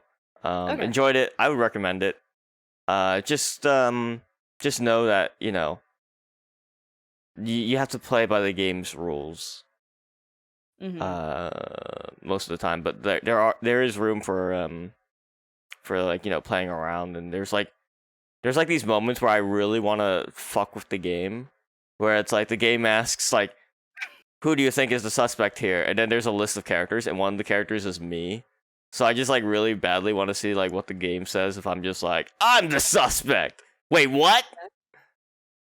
Like, Nice. yeah, but like the game also has a penalty system, so I'm just like, no, I can't do this. But yeah, that was the great Ace Attorney Chronicles. And also I watched Monster Hunter Legends of the Guild. Do we want to talk about that? Yeah, but his name was Donnie, by the way, and he was. I found it and I saw the video. I went, "Oh crap!" It stuck in my head again. Oh, okay. So, anyways, the movie. There you go. Yeah. Hey, do we want to talk about that now? Let's get into our. I guess this is we are getting into the. Do we want to take a break first, or do we want to just get it right into it? What do you guys want? I'm good for it. Okay. Forrest? I'm good.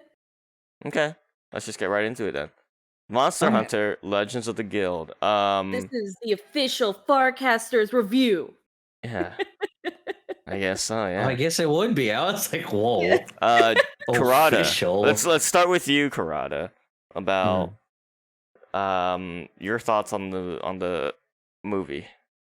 Okay, so I watched it twice actually. Okay. First time I watched it, we were all kind of dicking on it. First, puns. I freaking love puns. Everybody hates them, but that's the beauty of puns, bro. I freaking love puns. But boy, were some of them so bad, bro. And my biggest gripe, Boo-nabra, bro. How does this? They know what they're doing. Every like the world games, this thing, they're purposefully pronouncing these things these ways for sure, bro. I can't. There's no way none of their team doesn't realize what they're doing here. Like it's got to be on purpose for us to just get this mad. Just those two, I had to put that out the way. And there's one other moment, but I actually liked it. After the second watch through, I was like, The fights were a little underwhelming, but that kind of makes sense because it's a movie versus a game. You know, it's always hard to kind of put that together. But like you'll see, like the guild guy, he'll do the demon mode thing, and then he does the spin, which is really cool. The motions of like say the butterfly chick, she was running around and doing actual like glaive motions and stuff. May, I think was her name. Yeah. I'm just doing it by because I'm trying to. I don't remember the names right now. I was working from home the first watch through, so like I was focused, but then at some points I was like, dipping back to the emails because I'm working. But yeah. So like some of those were really cool. The monsters looked good, and I feel so bad for the Kelby. You see it for like 3 seconds, and I'm like, no. Oh, and the Devil Joe just tosses it. By the way, guys, full spoilers. By the way, guys, so we're just gonna we're going into spoilers. So this is not a spoiler-free review. Yeah. Okay, cool. I'm gonna So the Congalal was freaking dope. I loved him. He looked good. He had the butt looking. Well, I mean, he covered the butt, I guess, but he looked good. Did anybody else know about the mushroom thing? Because I didn't. I just like we said earlier. I just try not to get hit by whatever blast move he does. I just there and I get around it. Depending on what color, what type of mushroom Congalala eats, it affects what its breath attack does. It's really. I had no idea. It's really cool in that one map as well because like there's that kind of poison area where it's like he can pick up the purple mushrooms and then like. Yes. I think in the area below he can get like fire ones or whatever. Yes. Like nitro shrooms. Yeah. I think. Yeah. Yeah. So it's kind of cool with that detail included and everything. And I had no clue. It's like I've never played Monster Hunter before. I just know hours I see something and I kill it. I don't care what it does. It's dead. It's just like you have like 3,000 hours in GU or something. And I just like killing things. I don't care what they do. They're dead. So the Devil Joe looked really cool though, and like the scenes for him, asserting dominance was dope. I will say the Lunastra freaking looked amazing. I actually really like the design, the glow in the eyes, really good. So monster design wise, I think they did a great job. It even did like that AOE with the dust particle stuff look really good. The one scene I was going to talk about was why the crap did the guild guy he has a stick. He swung it at the Lunastra. It's because I swear to God, I heard a metal ching from a stick, and I was like, "Yo, you're playing me right now, bro. You didn't just do that." Somebody messed up. That's not cool. That's not cool. Someone messed up the sound effect there. I didn't even notice that. Oh yeah, that's funny. Yeah, like if you watch it toward the ending motion after he chucks him the stick and he hits it like he like dodges right and like hits it or slaps the crap out of it, and all I heard was shing, and I went I was like yeah, run that back real quick, and I was bothered, but I was like, okay, I'm gonna let that go and continue. Right. That was like one of my biggest things. That one like really threw me off. All the other characters though, I mean, they're characters. I think what they did with like the whole journal thing was actually kind of nice. They got a little sappy at the end, but I mean, nonetheless, I think it added to it. So like one of the reviews from a friend, he was like, yeah, 7 out of 10, and he liked it. I was like, you know what? That's a fair review. It was significantly better than like the World movie, but I won't say, as a standalone thing, it was the greatest thing. I don't know what it was, but the other weird issue I had for it was that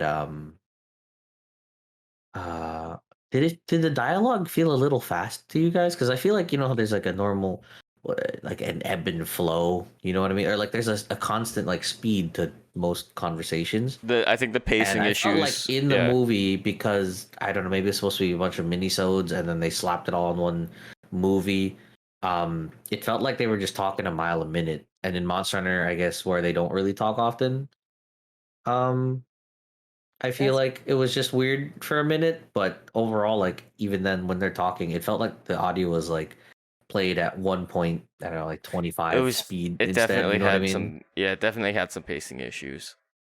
That's probably main weird thing. And then okay, I remembered it. The Nerskilla, right? Okay, name of the monster aside. When they tore its like abdomen, the butt sack or whatever, Yeah. that should be where the poison was for that monster. Yeah. Isn't like He should have also, been poisoned and have died. doesn't the poison like drip from the spikes as well?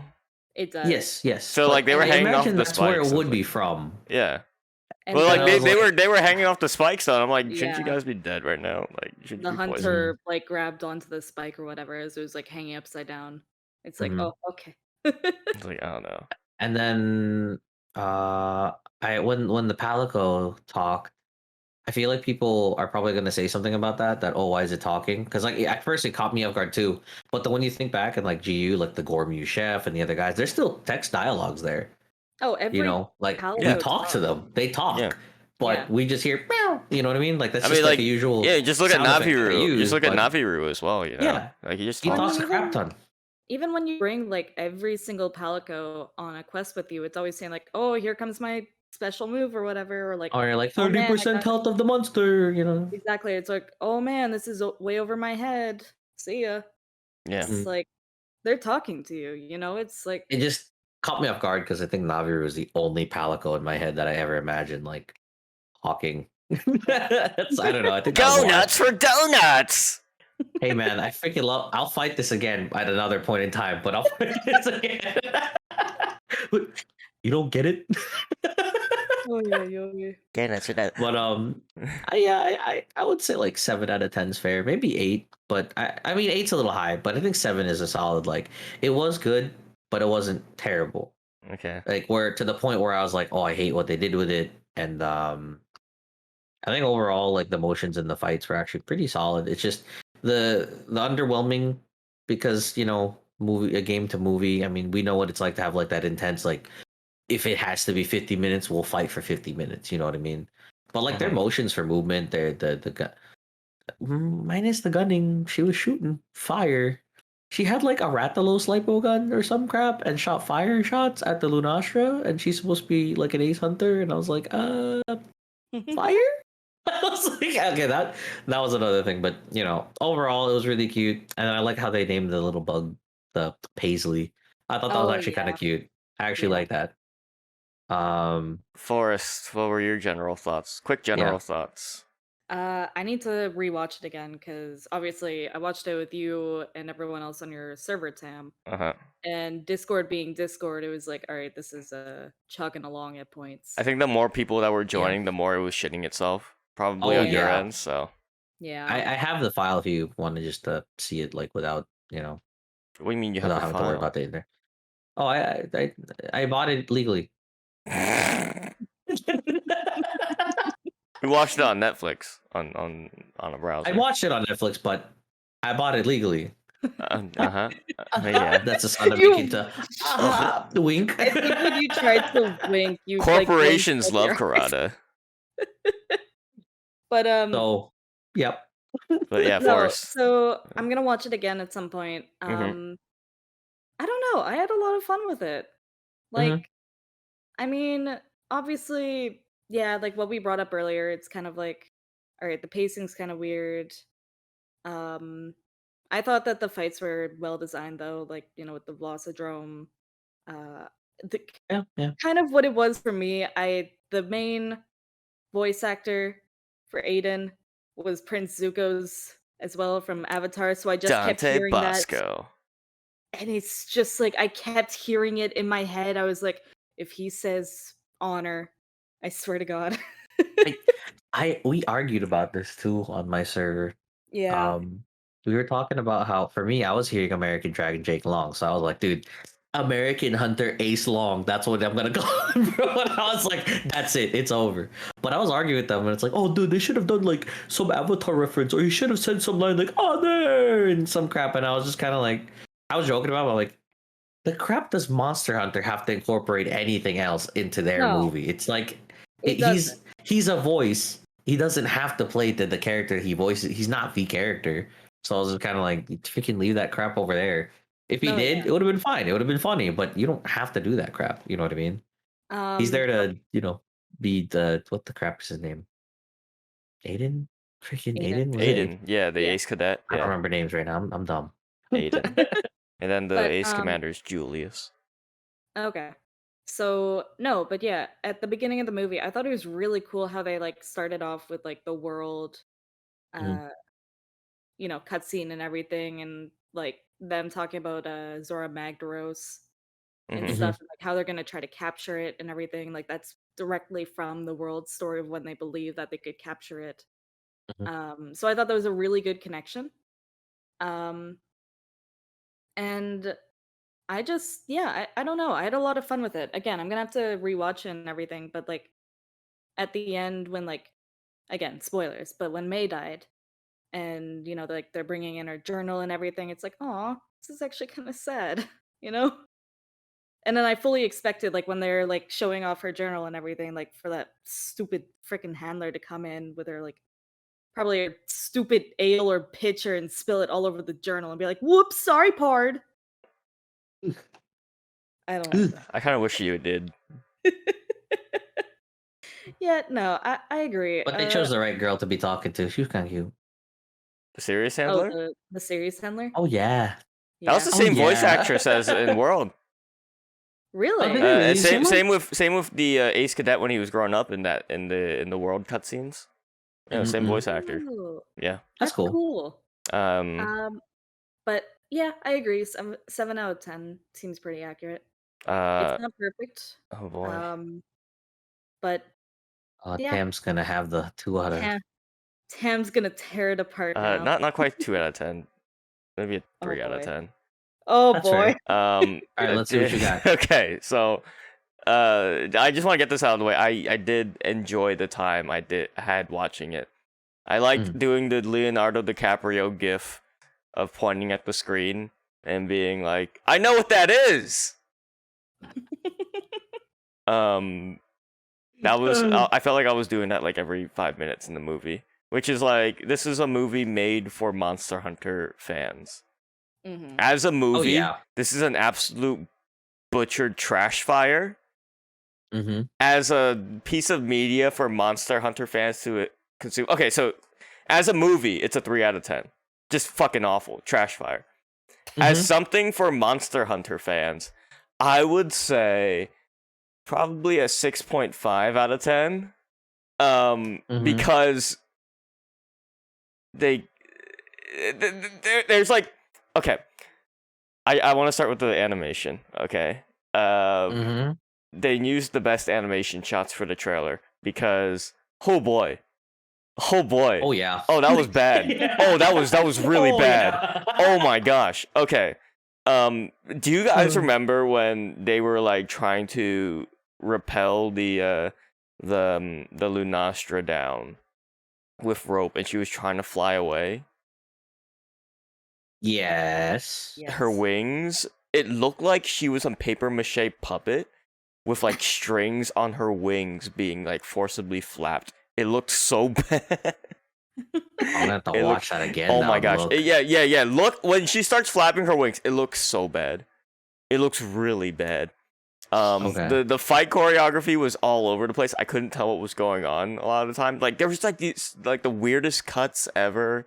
It's like severely too fast paced. Like I think what you said, Karada, about this being like a bunch of mini-sodes just stitched together. Yeah, I think that's it what definitely it was. feels like. That's like what the pacing was, except it was like that for like 50 minutes.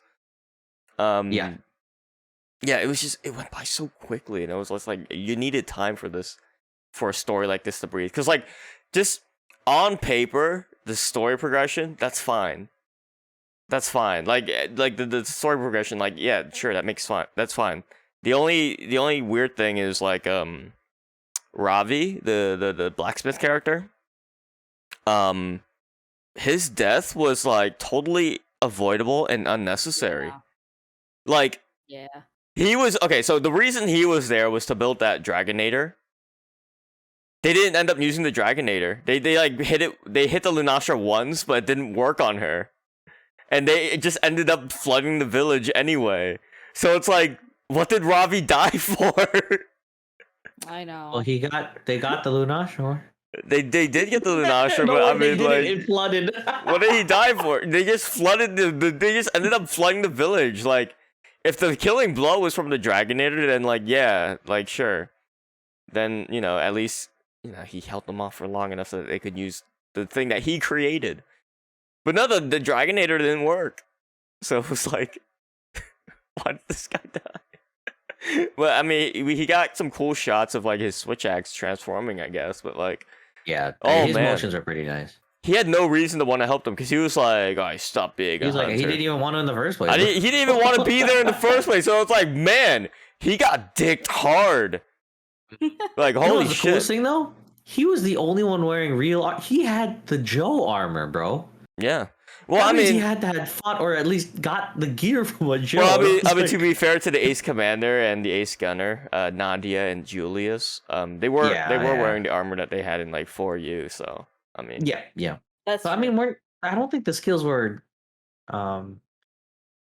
like I feel like if this was the equivalent for the game, I feel like all the stuff here was more like a high rank thing than a G rank thing. You know what I mean? I mean, I don't think that was really. If Aiden was literally like just some stupid village kid, like he was definitely low rank and still learning, and I feel like he would have been as an ace hunter. I mean, at that point, it's probably high rank. I don't know. Maybe. I like the I like the line when he's like running away and he's like, "Oh, I just made that shield," and Nadia just turns to him. She's like, "Dude, that shield was shit anyway." Yeah. Like, was it like a Velocidrome shield? Yeah, he had like a Velocidrome sword and shield, which was his sword and shield from 4U. And he's like running away. He's like, "Oh, I just made that shield." And she's like, "Dude, it was shit anyway." It's like, okay, yeah. She had the best lines. She was the best character in the entire movie. Yeah. Which the gunner? Nadia, yeah.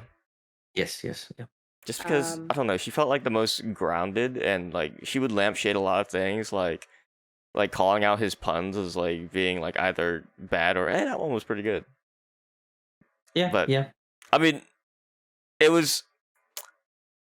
I still enjoyed it though, just because like for the pure fan service of like seeing like certain things and how they're interpreted into like a more cinematic, Yeah. like setting, I suppose. And I like the connection to World, where it's like, oh yeah, this is what he was like talking to everyone about. We don't even know if this story was true. Maybe he was just bullshitting all of this. You know, it was all just a fever dream. Oh my god.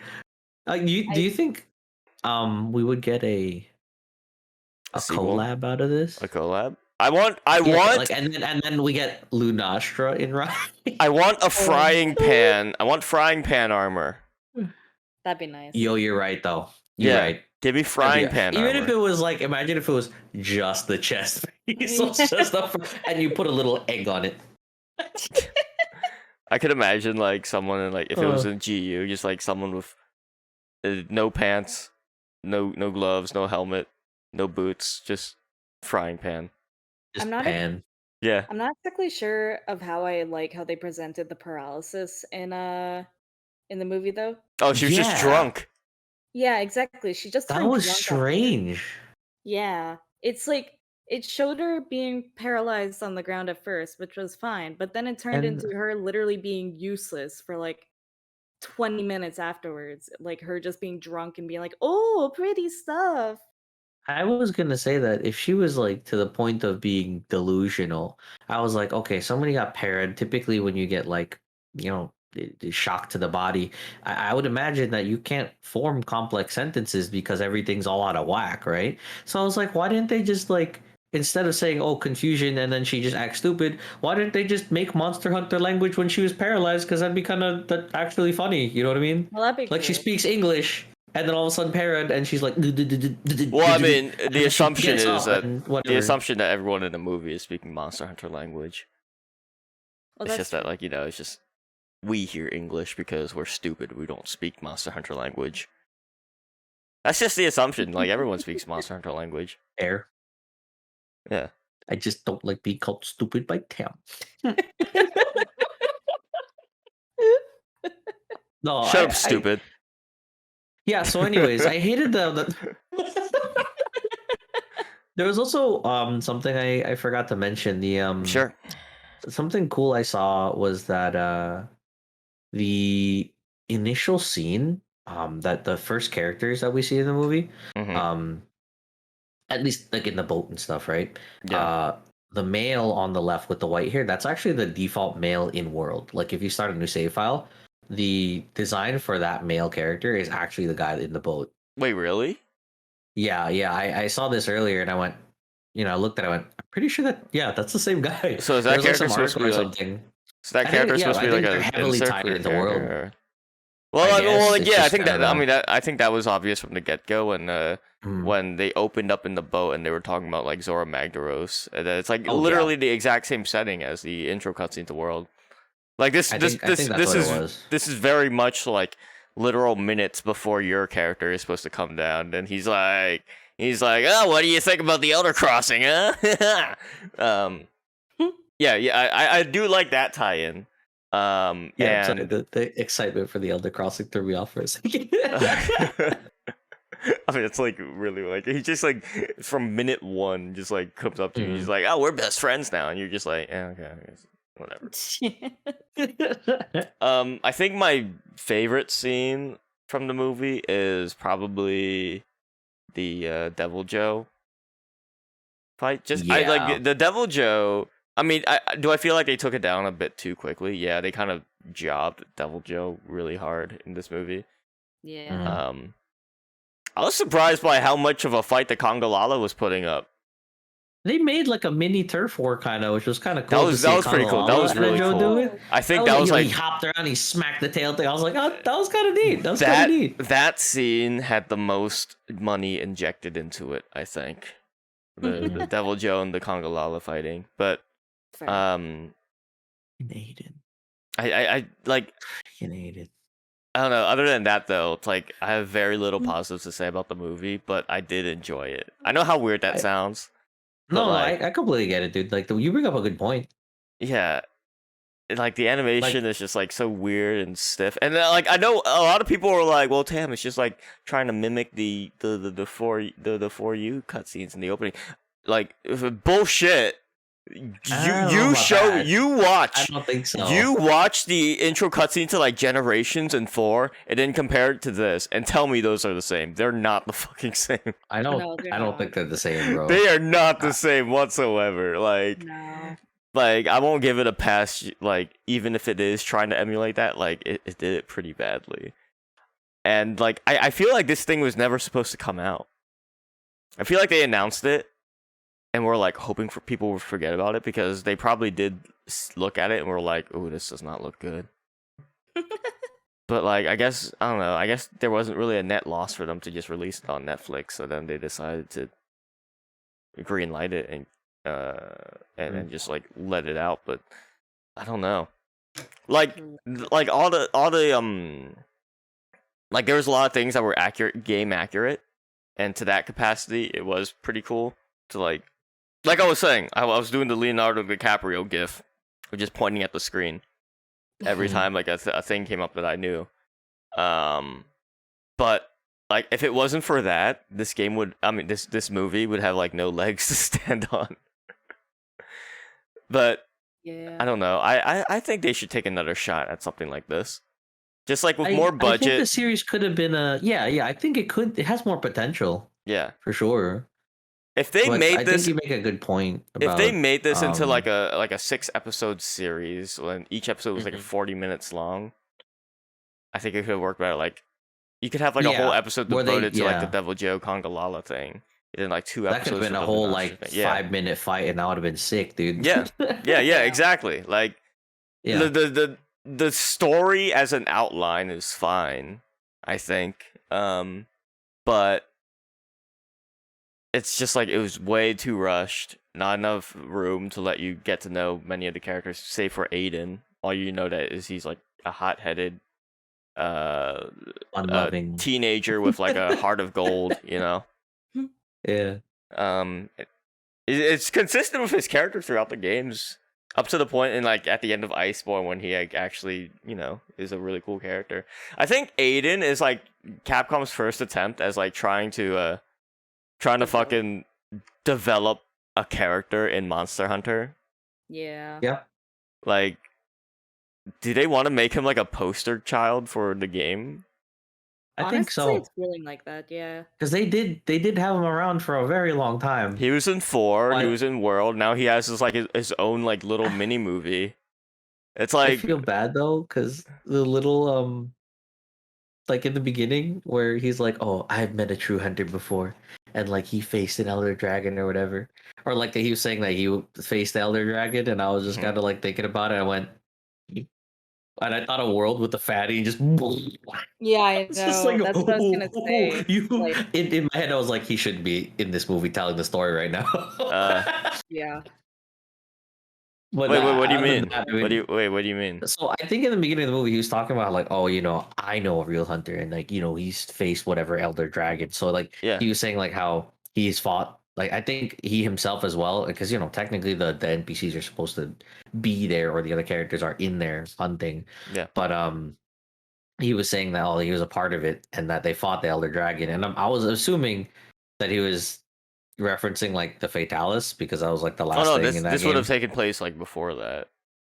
Yeah, but like in my head, I was picturing the Fatalis, and then I just like flashed back to when he just got absolutely blasted, and I went, "Oh yeah, hey, he threw some dust of life. He was pretty helpful." Yeah. It was just a thought that I had. That's all I had to put it out there.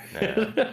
But yeah, when you bring it up, like they were talking about like capturing or whatever, doing the Zoro, that means it was before even that point. So I was like, oh, okay. No, yeah, you know, literally minutes before it goes to that first person view of your character coming down, and he's just like Elder Crossing. But overall, as like a companion piece to the series, it's fine, I suppose. I would love to see like Monster Hunter 6. Like I genuinely think it might not be a bad idea to have like Aiden in Monster Hunter 6 as like an NPC or something. Oh, what if he like they might be trying to make him like the next Ace Hunter that teaches like maybe he's gonna be the next cool guy once he It'd be cool, who like, does puns, but you know what I mean? Yeah, it'd be cool to see him like with like a beard or something, like older in Monster Hunter 6. Just like, and we know his story now, you know? We know what he's been through this movie and Monster Hunter 4 and Monster Hunter World. It's like no other Monster Hunter character ever has gotten this level of development and attention. It's so bizarre, but like I don't know. I think it's cool. I think it's pretty cool. Oh yeah, it is really cool, and I like having that little like side story almost going on. You know what I mean? Yeah. And I think that, like you said, it would be better as like say the minisodes, like that way the pacing of the dialogue wouldn't feel as rushed. Yeah. The actions, the events that occur feel like, yeah, it could have been a little bit more, there into it. You know what I mean? It was but like I like your point though about saying that as a movie it's trash, but as like something that we as the fans want to see come to life, like this is something, and we enjoy it. But I think you're right. Like if you weren't a Monster Hunter fan at the start of this and you went in watching it, I'm pretty sure they would see the same issues of the pacing, the underwhelming fights. I mean, you're saying that there were like weird shots like for the cuts, I guess, between especially during like the angles. The Nursilla fight. I can't tell you a fucking thing that happened in there. It was like the cuts were so bizarre. It was like jump cut after jump cut after jump cut, and I was like, "What is going on in this fight?" I know what the hell's going on? I know that May like jumped onto her Kinsect or whatever for a second for like a softer landing or whatever. Oh yeah, that was cool. I thought it was like I thought it was pretty cool that like they did give like some characterization to her Kinsect. Yeah. I just remember in my head thinking like after her Kinsect died, like this is the dream of all insect glaive users. Now they're just a glaive user. That's what they've always wanted. They've always wanted to just be glaive users. It's so bad in Rise. It's like you do nothing with your Kinsect. It's just kind of there. It's like you just buy it now and it's already got all of its stats. Oh, you don't. Oh yeah, you're right. You don't. You don't do anything. It's like it's already got so it's doing the world thing then, right? Doesn't the world have like you buy them? World, you could actually like you upgraded them. buy like the standard, but then you upgrade. They had a weapon tree. Yeah, it was a tree like any other weapon. Yeah. I didn't play much in World, so Rise, you just fucking buy it. You didn't play a lot of World anyway. I think that's what they were trying to go for with like nurturing your Kinsect with like with consumables, just the jellies and crap. Yeah, I think like that's what they were trying to do. It was like they wanted to make players feel like May and that you had like a connection with your Kinsect. Yeah. But then as they realized like, we kind of screwed the pooch on that one. Let's just, you know what, just upgrade it. You know what, just buy it. I like the system in World. It's like they took out all of the annoying jelly and like those really weird and random items you had to get to. And like if you mess up your Kinsect, you have to like remake your entire glaive. You would have to do it all over again. Because like in GU, like you would have to go fishing for certain materials. It's like, why do I need a fish to upgrade my bug? Like it's not eating this. No, shut up though. It totally is. So I don't know. It's just like I like what they did for World. It made sense. It was just simpler. Now in Rise, it's just like I don't care. I don't care about my Kinsect. It's just there. Yeah. Just which one cool is for the which one's dual color? Give me that one. Cool. Thanks. Yeah. The cool thing though for GU and like the original setup for the insect glaive though was that because they wanted to make it so that every bug is customizable. I think that was the with like the abilities of the triple up. They wanted it if you wanted full on attack, if you wanted full on stamina, a mix of the speed where it's essentially just a speed bug. It was more so for that than anything else, but it was a very convoluted system. Yeah. Because you have to get a multitude of items. That's why like glaive in the beginning of the game is hard to play because there's so many upgrades that you need and the bug is so slow and da da da da.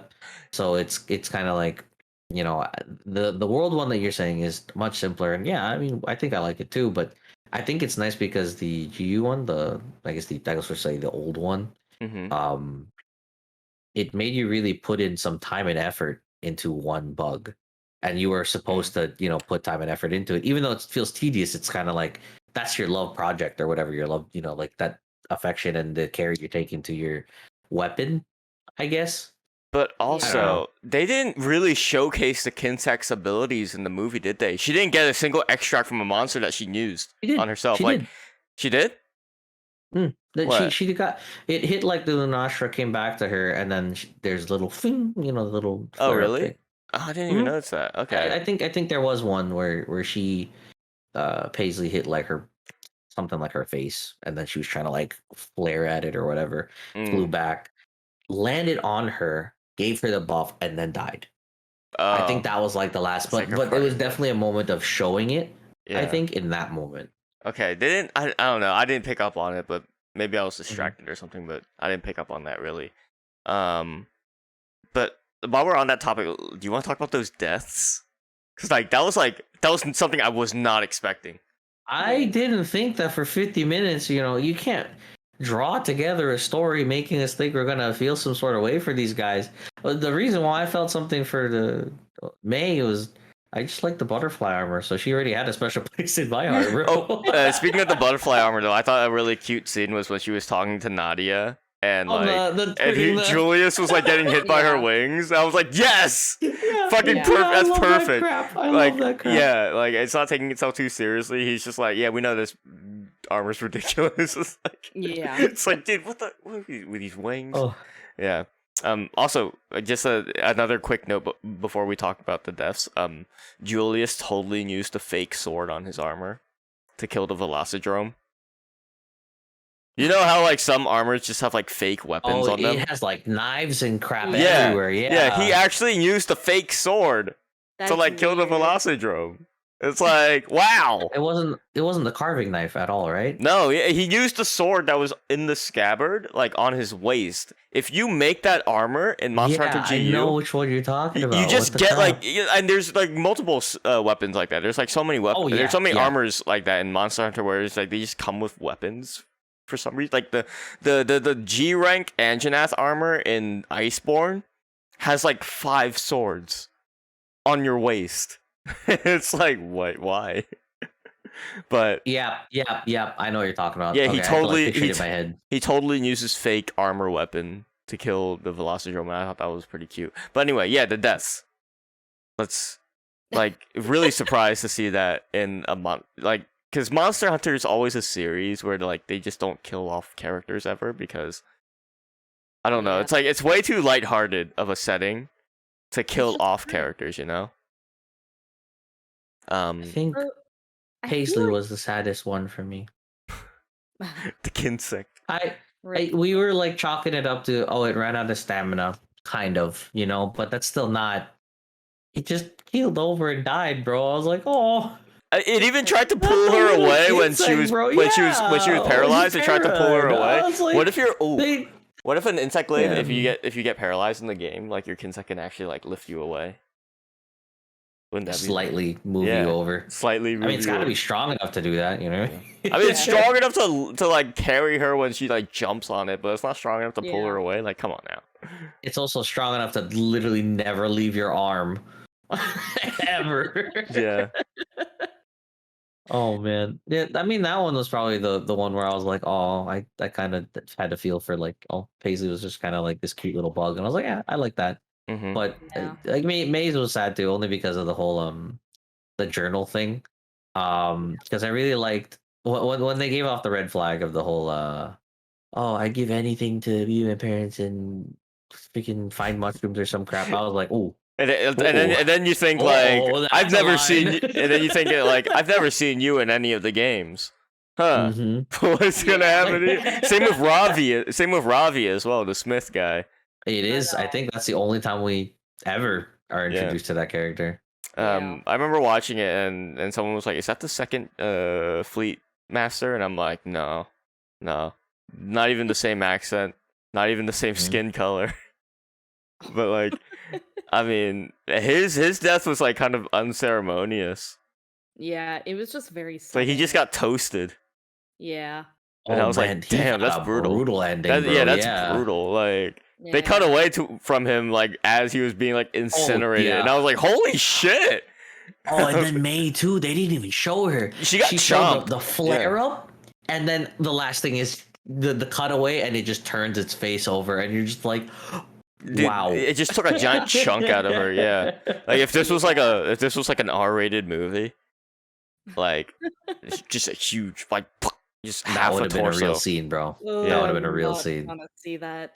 No. I mean, if you think about it, Monster Hunter is fucking brutal. I'm not a fan of gore. You guys know this, and it's like that's why Monster Hunter kind of works for me. Mm-hmm. So Because it's like lighthearted by nature, so it's like that's why they never really show that stuff in the games.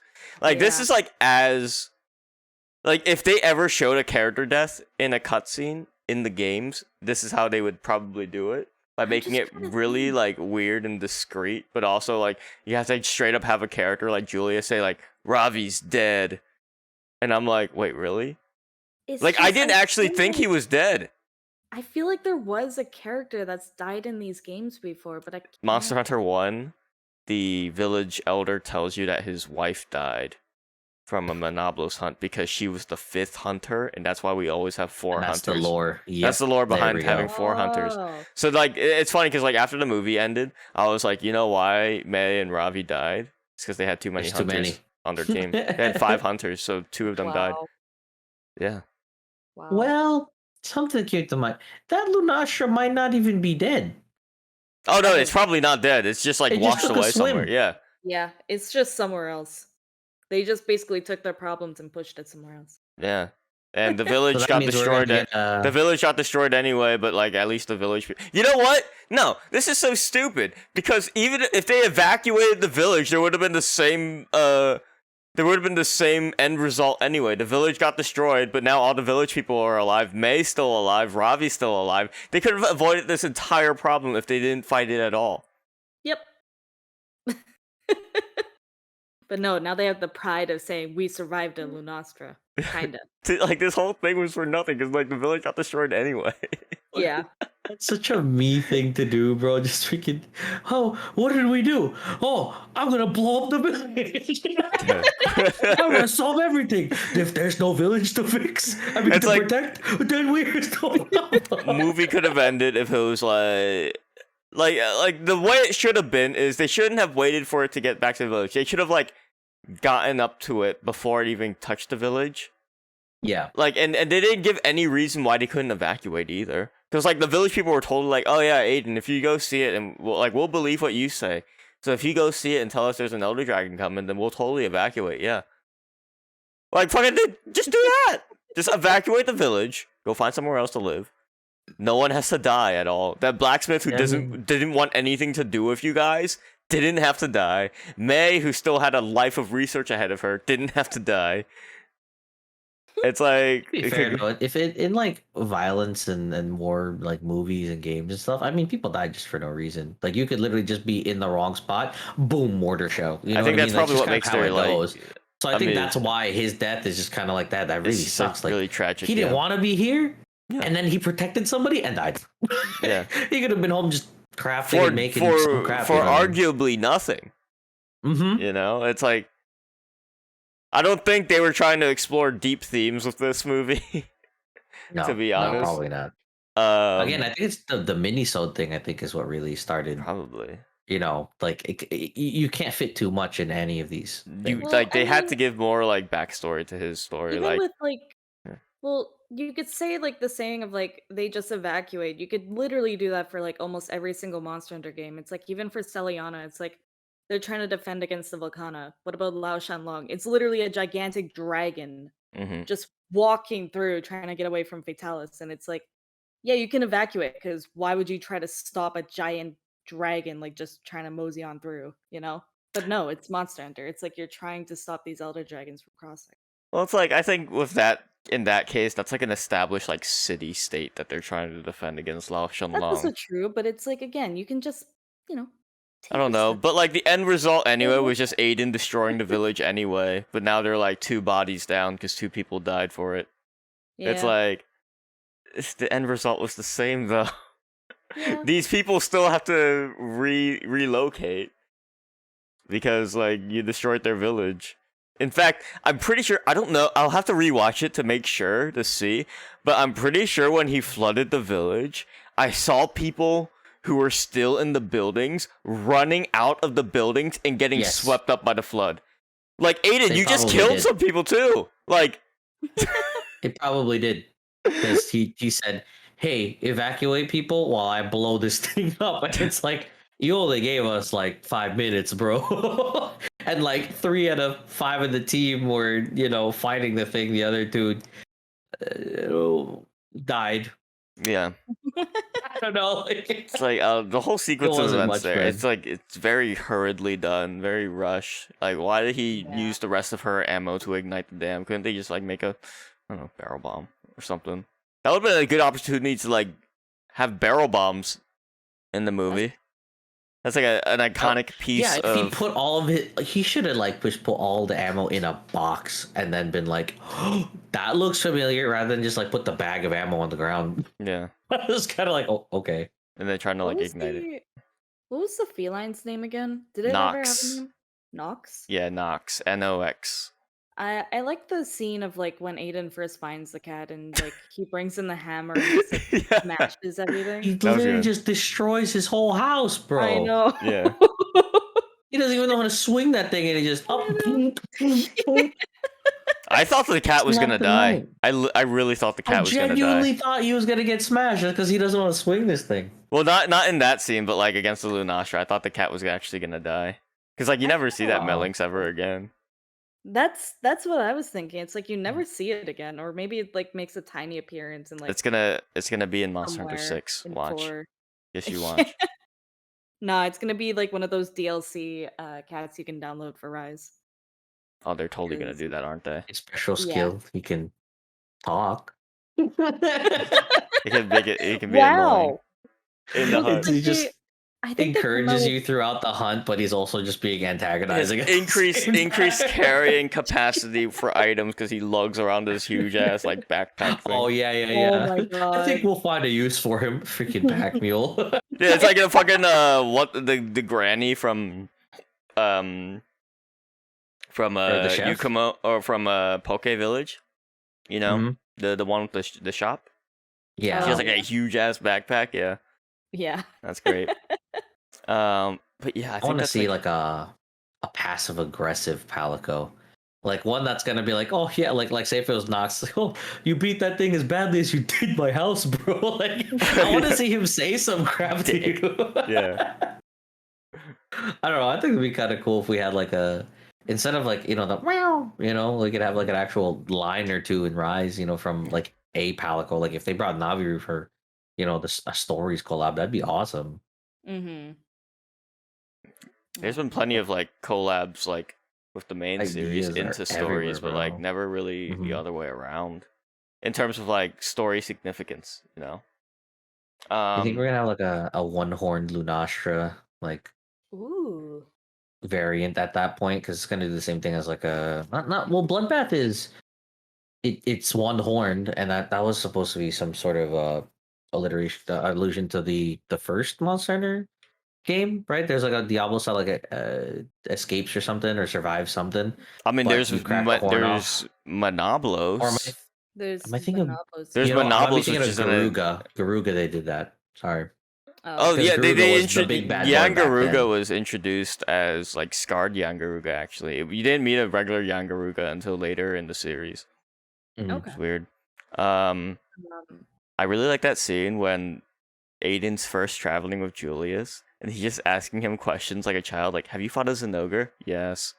Yeah, that's like, yeah, I could totally see that happening. I really like that scene, that little interaction right there. Where it's like it's just like it really establishes like he's just doing his job right here. Have you fought a Rathalos? Yes. Have you fought as an ogre? Yes. It's even like, when they're like around the campfire, it's like Nox is going through his stuff and he like without even looking over goes, "Get out of my bag." Yes. Like, I guarantee he's probably dealt with like Melinxes before as a hunter. You know. Yeah. He's just us as a streamer going, you can run by holding R. Oh my god. Yeah. You probably should use a whetstone. Oh my god. And then just going and then like freaking after like a month or two of streaming with this, and then the same person coming and going, can you just freaking just like being done with their crap, bro. Yep. Oh my god. Do we have any other thoughts on Legends of the Guild though? Like, would you like to see a sequel to this? Yes. You would. Where would they even take this? Like, would they follow the see... same? Would they follow the same characters? I'd want to see the three of them. So, like Aiden following the other two to like the guild. Dundorma. Yeah, and learning like what it is to be a hunter, and just kind of learning, maybe properly picking up like for like maybe learning dual blades, like getting better friendships, kind of leading up to For You as well. Well, yeah, like it is actually leading into For You immediately after the story, because they are going to Yeah. Dundorma, which is Exactly. is So, also like- where they meet the Caravaneer and the Ace Lancer. So I would love to see like a series of them hunting things while traveling there, and kind of learning how to become hunters. That'd be so cool. Yeah, I just Getting my hot drinks, bro. they just need to execute on the they just need to execute better, and like I don't know, put some more time and care and money into it. Just take your time with it, bro. I don't know what it is with like people trying to pump out products that are not finished or rushed. Well, the thing is, this was announced in like 2015 or something. Yeah. Well, then I'll wait till 2040 if it takes them like a good time to finish it and like pace it properly. I don't care, as long as the moment you get there, it's good. You know what I mean? Like, what if this was a bunch of minisodes? Why would you just slap them together? Just like, I would just love add to a little more in between. You know what I mean? Like, I would 50 love minutes. to hear. That's barely like a movie. You know what I mean? I would love to hear or see an interview with one of the voice actors who worked on this about when they actually recorded their lines for this, because this thing was like announced way back then, like 2015, 2016. I know what you're talking about. Yeah, they had like a little article about it way back when. Yeah, so it's like, when did they record this? When did they record the lines for this? Like, when did they actually start like serious production of this movie? Because what were they doing that? What were they doing that entire time between the announcement and? Because I think this was announced like before World came out. Yeah, I was gonna say, like, why, if Legend of the Guild was announced 2015, why is Luna already being a part of it? Mm-hmm. Or like cutscenes of like when they're in the ship with the guild and crap. I'm wondering if there must have been some delay. I'm wondering if changing ideas, maybe. I'm wondering if Legends of the Guild was supposed to come out either prior to World or during World, and the Lunastra update was supposed to line up with that. Could you imagine if this came out and then a week later they were like, "Hey, new monster coming to World, Lunastra. Also, it's the same Lunastra that destroyed Aiden's village." Oh god. Yeah, I could see. And then they would just have that little bit more of a tie, like sentimental thing with with Aiden and stuff. So that probably would have played in really nicely. It's like, I don't know. I don't know why they would pump it out now. That's a good point. Mm-hmm. Well, I guess it's not too far away from World, but and we could get like a twig as a dual blades. And like, why and a did it make that sound, bro? Think. Yeah, I don't get. I'm gonna watch it again to make sure, but I'm pretty sure if anybody checks when they're engaging the first engagement in like the actual village, he swings the stick, bro, and you hear the metal like blade against blade sound, or like metal against metal, and I'm like, why would it don't make sense, bro? It almost made me not speak English for a second. Yeah. You know, like, I don't know what that was. Like, I'm thinking of like parts I liked about the movie, and like I think the parts I liked the most were like the dialogue between Julius and Nadia. There was a point when they were talking where it was just like they were just name dropping monsters every 5 seconds, and I'm like, this conversation is like only for Monster Hunter fans. Yeah. Mm-hmm. And I'm like, you know what? This sounds like it would fit perfectly in like the context of like a Monster Hunter game. Like if this was like dialogue spoken in a game, then that'd be like really badass. In like a movie like this, it was kind of weird, but like they were just like, oh yeah, remember that time when we were fighting that Gypsaros and that Rathian, and it's like, oh man, they're just like name dropping everything. Like the person who wrote this was like, it seems like they played a lot of Monster Hunter. Yeah. I'm just thinking right now. I feel like this would have been interesting if they went about it this way. You know how, say, for the world events, like say The Witcher, or I think it was Resident Evil. Mm-hmm. I'm picturing like, what if they did this movie, but instead you play it in the game. I think if you were Aiden in like this event, whatever, Yeah. little story arc, I think it would have been cool to be Aiden. And you can still have your skills and stuff, but nonetheless, you're using crappy gear, so that's No, probably gonna be the balance. why would I play as Aiden when I can play as Mila Jovovich? So then you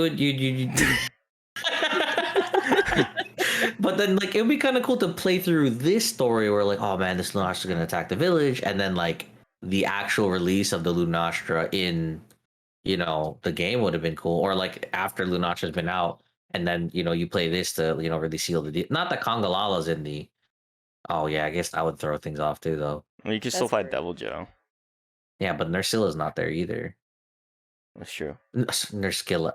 Why do they? Did they call it Nerskilla? Mm-hmm. No, just say Nerskilla. Nerskilla. Like it sounds so much They said better. Nerskilla.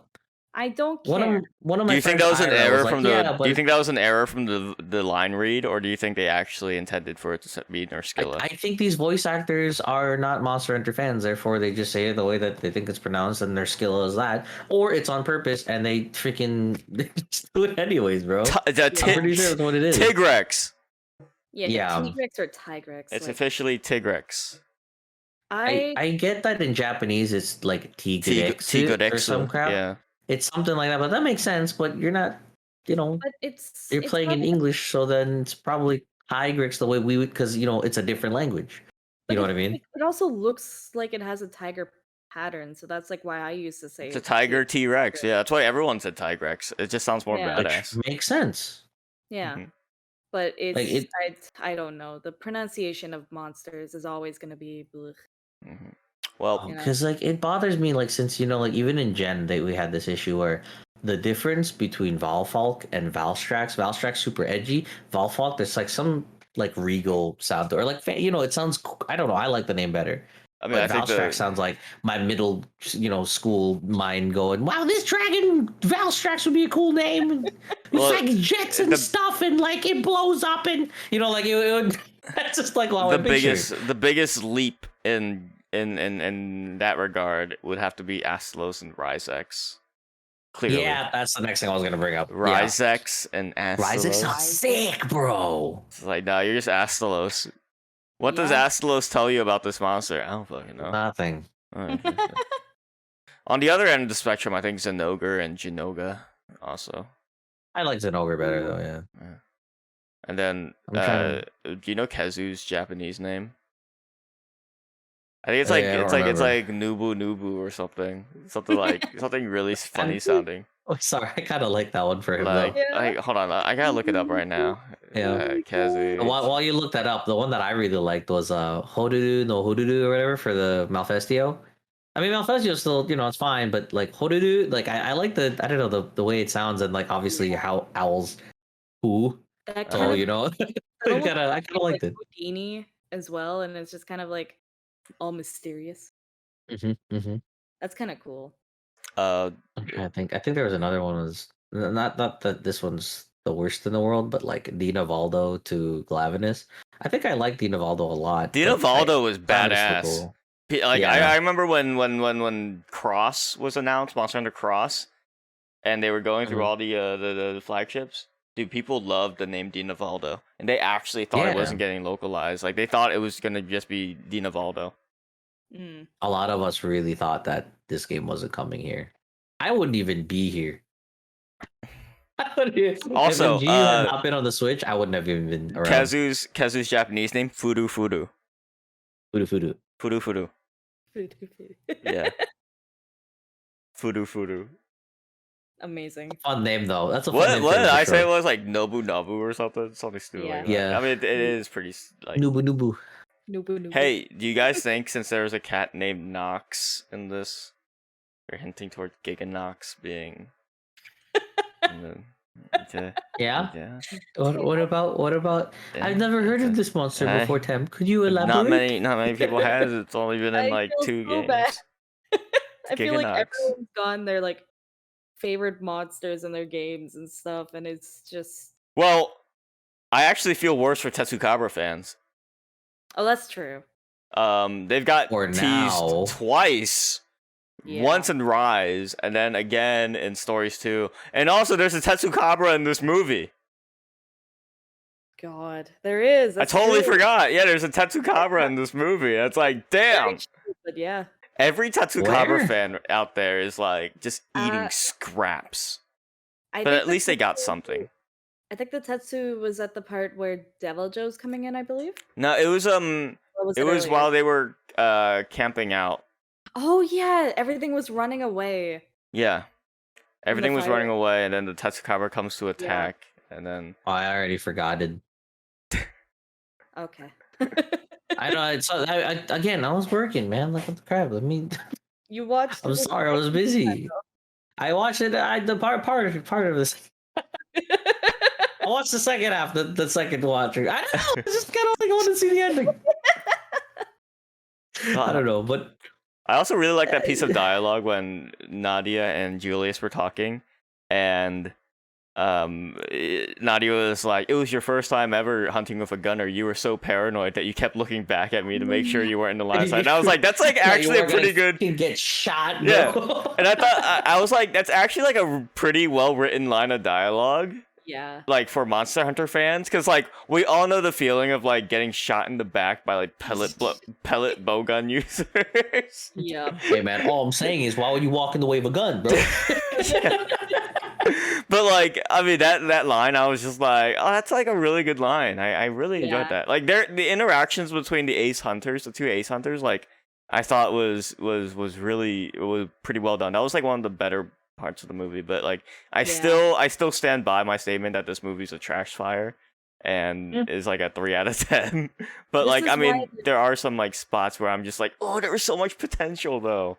Well, this is why I'd love to see a sequel then, with like these characters being more like developed and everything, and like learning and interacting with each other, because 58 minutes is really not long enough to really dive into like character development and everything. Like they tried with Aiden, but it's like, again, it's like they hit like a lot of hallmarks of the series. Like there was crafting in this, like when they were trying to make paralysis ammo. Oh, that's and like true. she takes the parashroom, puts it in like the bone husk for the ammo husk, and then she tells her bug to take it over to the gunner, and then the gunner loads it in and then shoots the Devil Joe. And I was like, that's pretty good. That's pretty well done. That's a pretty well done moment, I think. Yeah, because we never really imagined how the crafting works. It was really, really neat to see it in that way, you know? There was no there's no cooking scene. Oh my god, you're right. That just made me sad. Yeah, they had like they were like crafting, and I was like cooking, and I went, there was no cooking. I was like, oh. I remember when it looked kind of nice nonetheless, but I was like, oh. When Ravi died, someone in my Discord server was like, oh, they didn't eat for insurance. Oh yeah. I was like, damn, savage. But yeah, also true. It's like they did that with the Monster Hunter movie as well, like the first one, because it's like they're eating, and they could have said like so tasty or whatever, but like I think she said something. She says so good. Just like yeah, so good. And it was just like, why? You know what we want to hear. Why are you like purposely? That's what I'm saying. Okay, so I'll gotta be on purpose, bro. I will give that one a pass just because they just remade the entire Meowscular chef cooking scene frame by frame in that movie, I'll give it a pass just because of that. Which one? The muscular chef cooking scene when he's like Where? in the Mila Jovovich movie. Oh, okay, that one. I thought we were talking about in Legend. No, not in this one. I remember No. food there. Yeah. No, not in this one. No, in the Mila Jovovich live action movie. Oh yeah, that little and then like that slide over. Yeah, that was like frame by frame. They just reenacted that scene. I was like, man, that was the only reference to the games in that movie. I don't think he looked the same though. I don't know. Oh no, he certainly didn't look. He looked like gruffer and more gross. Yeah, which honestly, like that's like what they would look like in real life. He looked like a street cat, bro. Just like every Palico should look like a street cat. Like Nox should have like bugs sticking out of his fur and just dirt everywhere. You know, instead of like a clean cut cat. You know. Maybe that's just how they. No, I guess it's not necessarily how they are because. No, they'd have to. Yeah. The hair would still grow because if some of them grow longer hair like that, then that means some of them, or that they all do. He's still an intelligent cat. Like he's still a thief and everything. It's like I don't know. Oh, also, so someone mentioned this, but I didn't hear it. But did Lunastra's theme play? Yes. It did. Yes. I think you were the one that brought it up because like during that fight you were like, oh, the music, and I was like, I can't even hear the music really. Yeah, I could just barely hear it, but I could definitely hear Lunastra's theme. That's good. Okay, well at least that played. Cause like, oh boy, Story's too. I've already stopped playing like Monster Hunter with like music, except for Rise. But for Rise, eventually I'm gonna stop playing it with music, and I don't know what anything sounds like anymore. Oh man, dude! Like, I mean, I usually have my own music on in the background as well when I'm streaming Monster Hunter. But like for the first few days when like the game comes out, like the first few weeks, I have the music, the game's music playing. I don't play music for Generations anymore because it's just 90% of it is deviant music now. That's all we fight. But then it's like for World, I'll sometimes put on the music for that game. It's alright. Yeah. It was really weird though at the beginning. Like they didn't play the Monster Hunter theme at all during this movie, I don't think. But like at the beginning there was like some weird off-brand version of it and I was like, what the fuck? Like why didn't they just use the Monster Hunter theme? I don't know, dude. It's like the beginning of the movie. It's like it sounds so close to going like that, but it never does. It's just like some generic heroic sounding orchestra music that they got from like a digital sound library or something, you know? Just a tease. It's like it's like what the hell is going on here? It's like when you go to like a digital music library for like stock music and there's one called The Empire and it gets really close to sounding like da da da da da da da da da da and it's like, oh, you tease. That's great though. It's like Hunter of Monsters is this theme's name in the sound library. It's like, fuck you. Just use the theme. Yeah, like the composer for that song literally made it just to have like a you could. It's like da, da, da, da, da, da, da. And I was like, oh, come on. We're gonna get everybody just like freaking I'll do it myself and we all just start making kazoo sounds. Oh god. I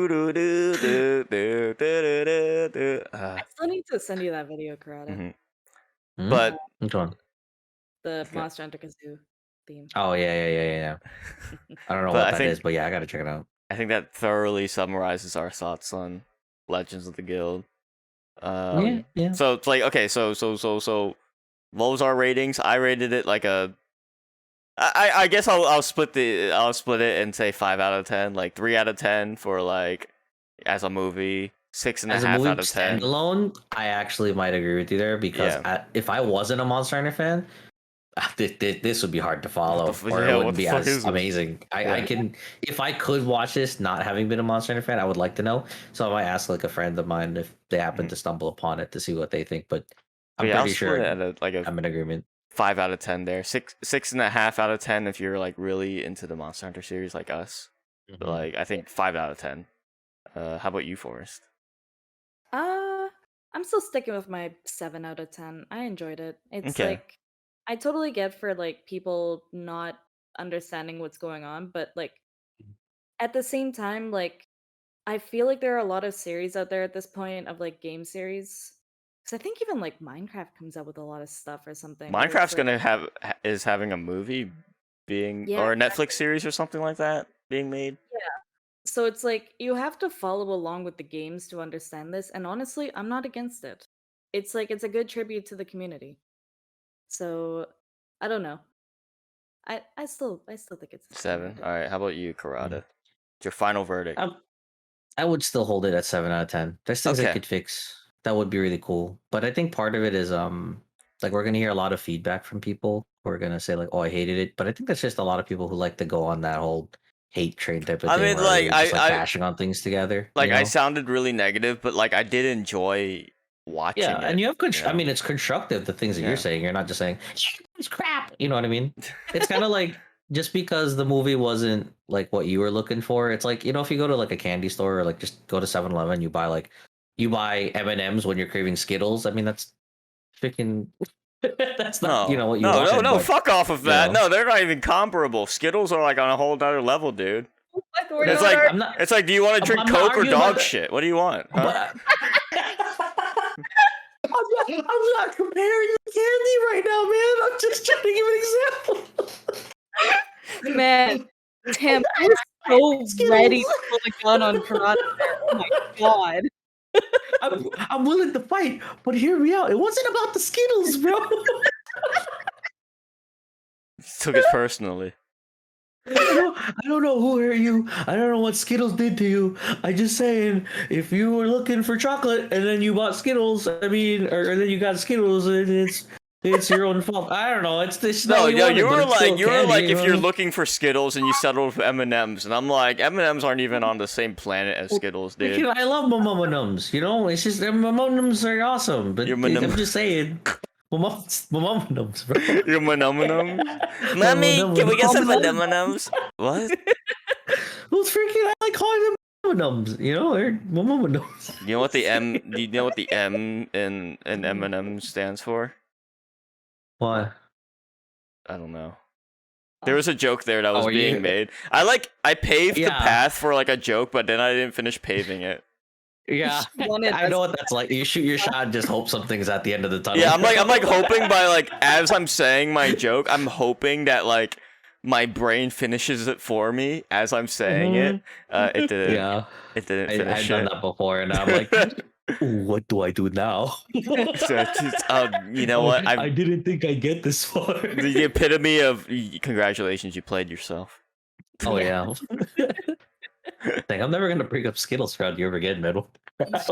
No. I love Skittles. It was the M&Ms that mean- were the problem. It was the M&Ms that You- were the problem. Why would my Mama Nums? Stop! What? No. Dude, they're like Oh, we're gonna have to argue about this sometime.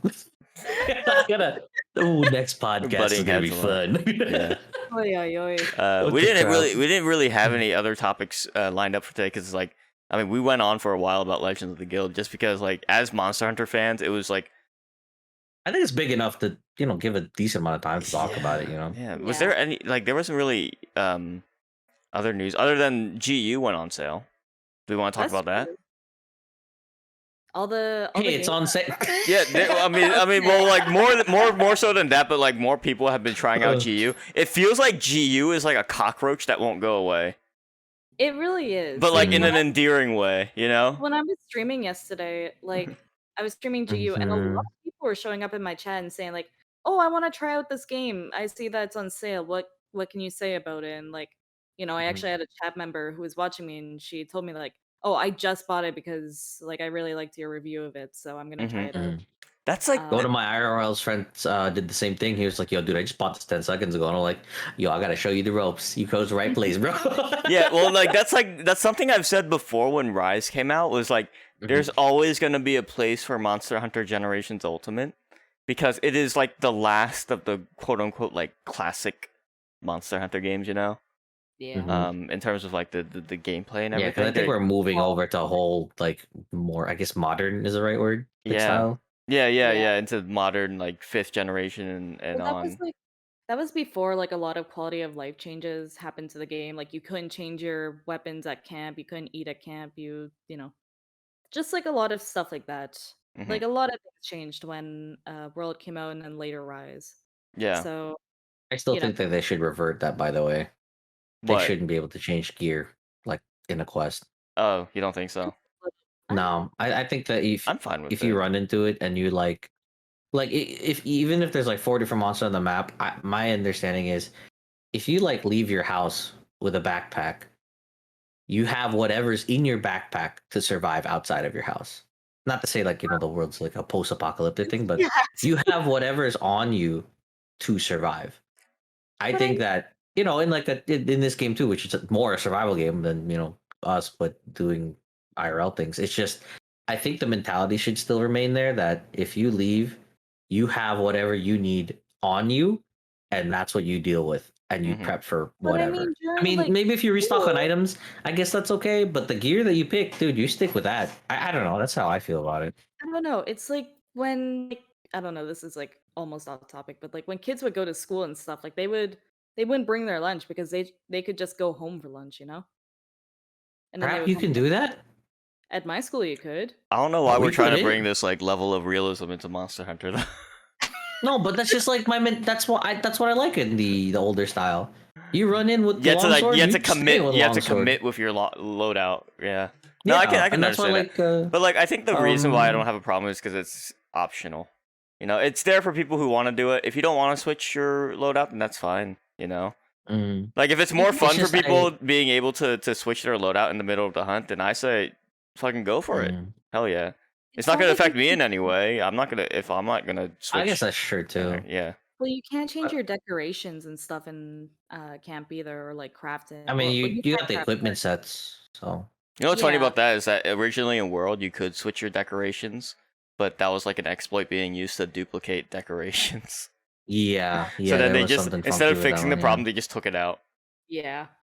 But I think there was probably like a lot of like weird things with that, and that like what if you like put fortify decorations on and then you take them off, and it's like what happens then? It's like I don't know.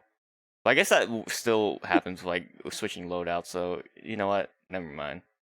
Um But yeah, I I think generations is like it's Sorry. always gonna be there. I do like for Monster Hunter though, so like Monster Hunter World is also on sale right now. Like the Mm. reason why they're doing this entire sale is because of the movie that came out. Uh-huh. And they posted on the official Twitter of like, oh hey, look at Steam. Or sorry, I have the tweet right here. We're celebrating the premiere of Monster Hunter Legends of the Guild on Netflix with a massive discount for Monster Hunter World and Iceborne on Steam.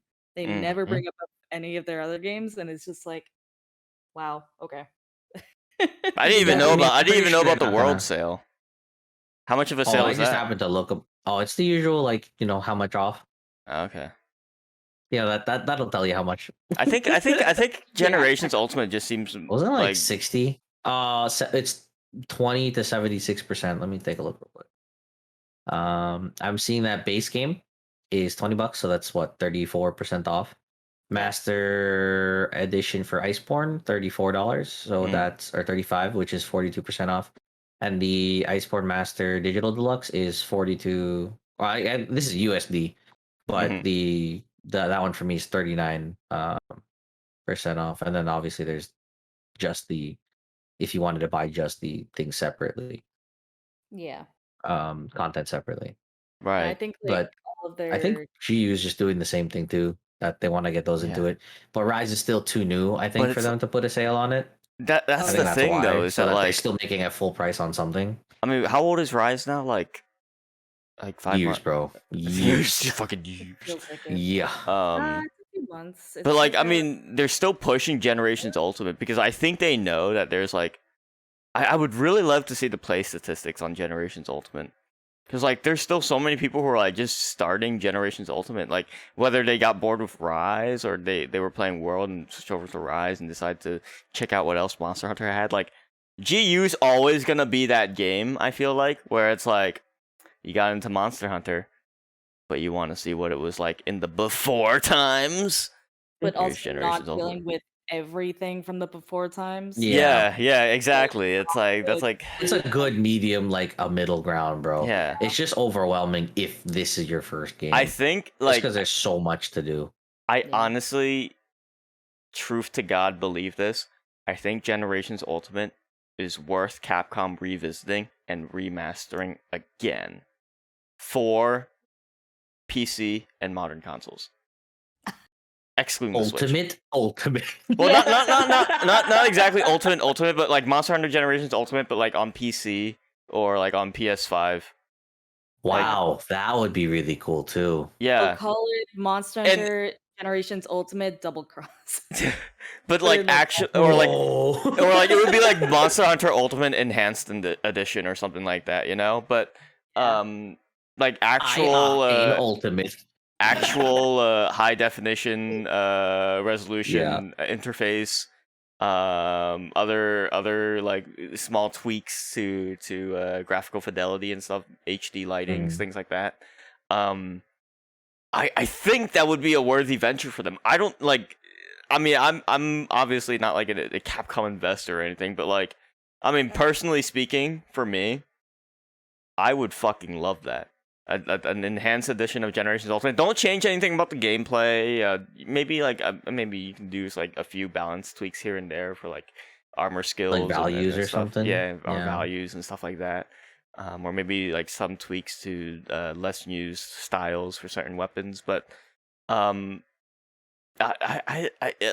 think it would be a worthy venture for them to like port Generations Ultimate to PC or PlayStation or Xbox too, you know. I would like that. That would actually be kind of cool. Yeah, I would. This is a really good series. So yeah, I would be all over a PC version of Generations Ultimate. And then we can see this game in 60 FPS, like how we keep telling, like For You is buttery smooth. And 3 Ultimate as well. Oh my god. On the Wii U though, on the Wii U, on the Wii U. Yeah. And the Wii U was such a treat, bro. If I could see like Lucid Narga again, like. I just need to get back into the game. If I ever fix my like Pro whatever the Wii U, I don't know. I would fire it up. Yeah. Because I have. You know what I was saying though? I just looked at the stream and the looking at the trailer for GU, like that beginning intro game thing. I feel like that looks better than the movie. Yeah, like 110%. Like yes. Thinking about it on my 3D, maybe 3DS is pushing it, but like on my Switch, this scene that they play in the beginning of the game, I think that actually looks better than the animation style of the movie, because you know, I'll even say this. The motions are there, and even the weird thing for me is that when you speak, right, your whole face moves. I don't know what it is, but I feel like in the movie, like everything but like the middle of their face moves, like the nose doesn't do anything ever. Just the face mesh is moving. It's like just everything moving. They didn't. It's really when they were talking. I think it's really noticeable when you see Julian talk or Julius, and he's like just his mouth is moving, but like none of his. It's just the rest of his face isn't really moving. Yeah. Yeah, it's just I'll even say this, and I'm gonna do it. I'm gonna look it up right now. Hold on. I'm gonna look it up right now.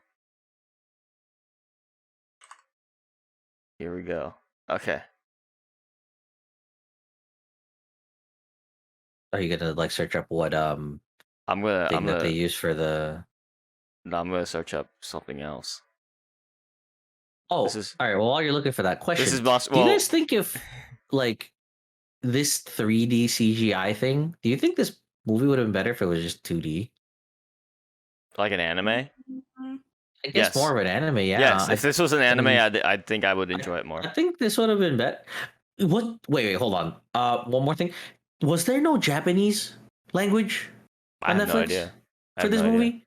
Because I looked and I was like, yo, I get French, I get Dutch, I get like speaking, I don't know, whatever they speak in some other country. And I was like, I looked at I remember clicking on the language list and I went, what do I do? I was like, I guess I'll watch it in English, I guess. I was like, okay. But what I have on right now, the Freedom Unite opening. Okay. What do you think? This looks like about on the same level, if not better than the movie. in my opinion. I'm actually gonna full screen this so I can see.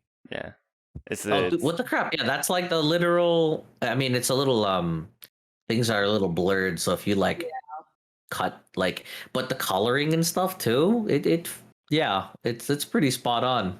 Yeah. If you went like up by a smidge in quality, it would be the style of the movie. Like I think like I honestly believe they were trying to emulate it. It just didn't look nearly as good as like some movies. Oh yeah. Like this is like Freedom Unite came out in like what year? 2000. What the crap is that? What mining's like? What? Sorry, I was watching the clip. Oh, he just mined an ore, and I went, "Oh my god, is that what it's supposed to look like?" Ripped it out of the freaking ball. But like that's how we did that in real life. I'd say this looks just as good as the movie's animation.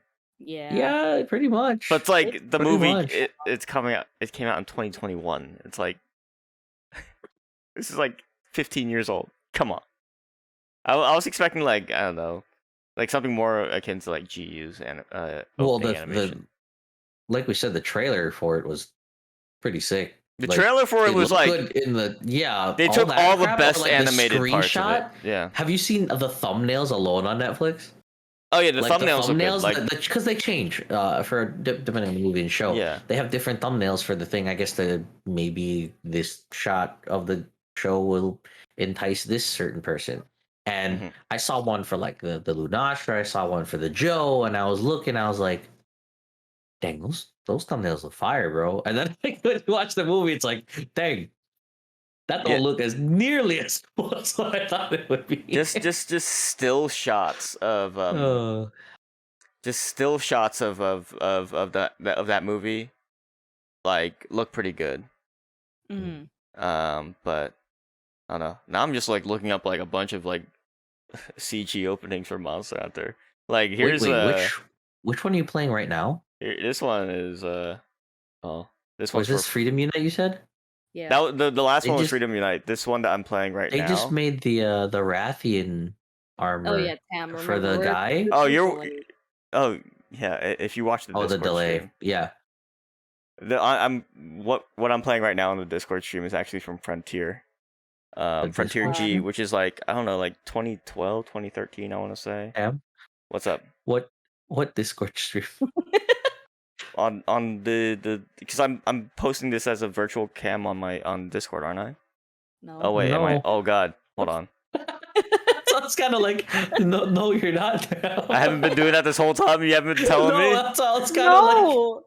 Well, I figured that was on purpose because like you're not actually using your camera today. There we go. Yeah, and then like you immediately deafen. I was like, hey, did you? And then it's like, oh, well, I guess that's all we're doing today. There we go. Well, you guys can see me now, right? Or you can see the what I'm streaming live right now. But yeah, this one is the Frontier opening, and it's like, holy fucking what the crap? shit! That's sick. Yeah, I know, right?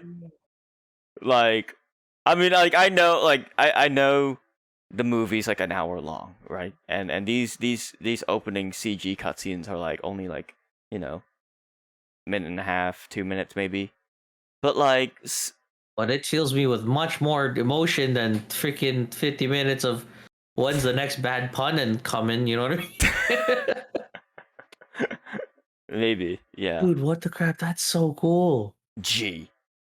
Oh, you know what? Wasn't this the that's the online one, right? Frontier G. That's the Frontier. That's the one that like it doesn't exist no more, right?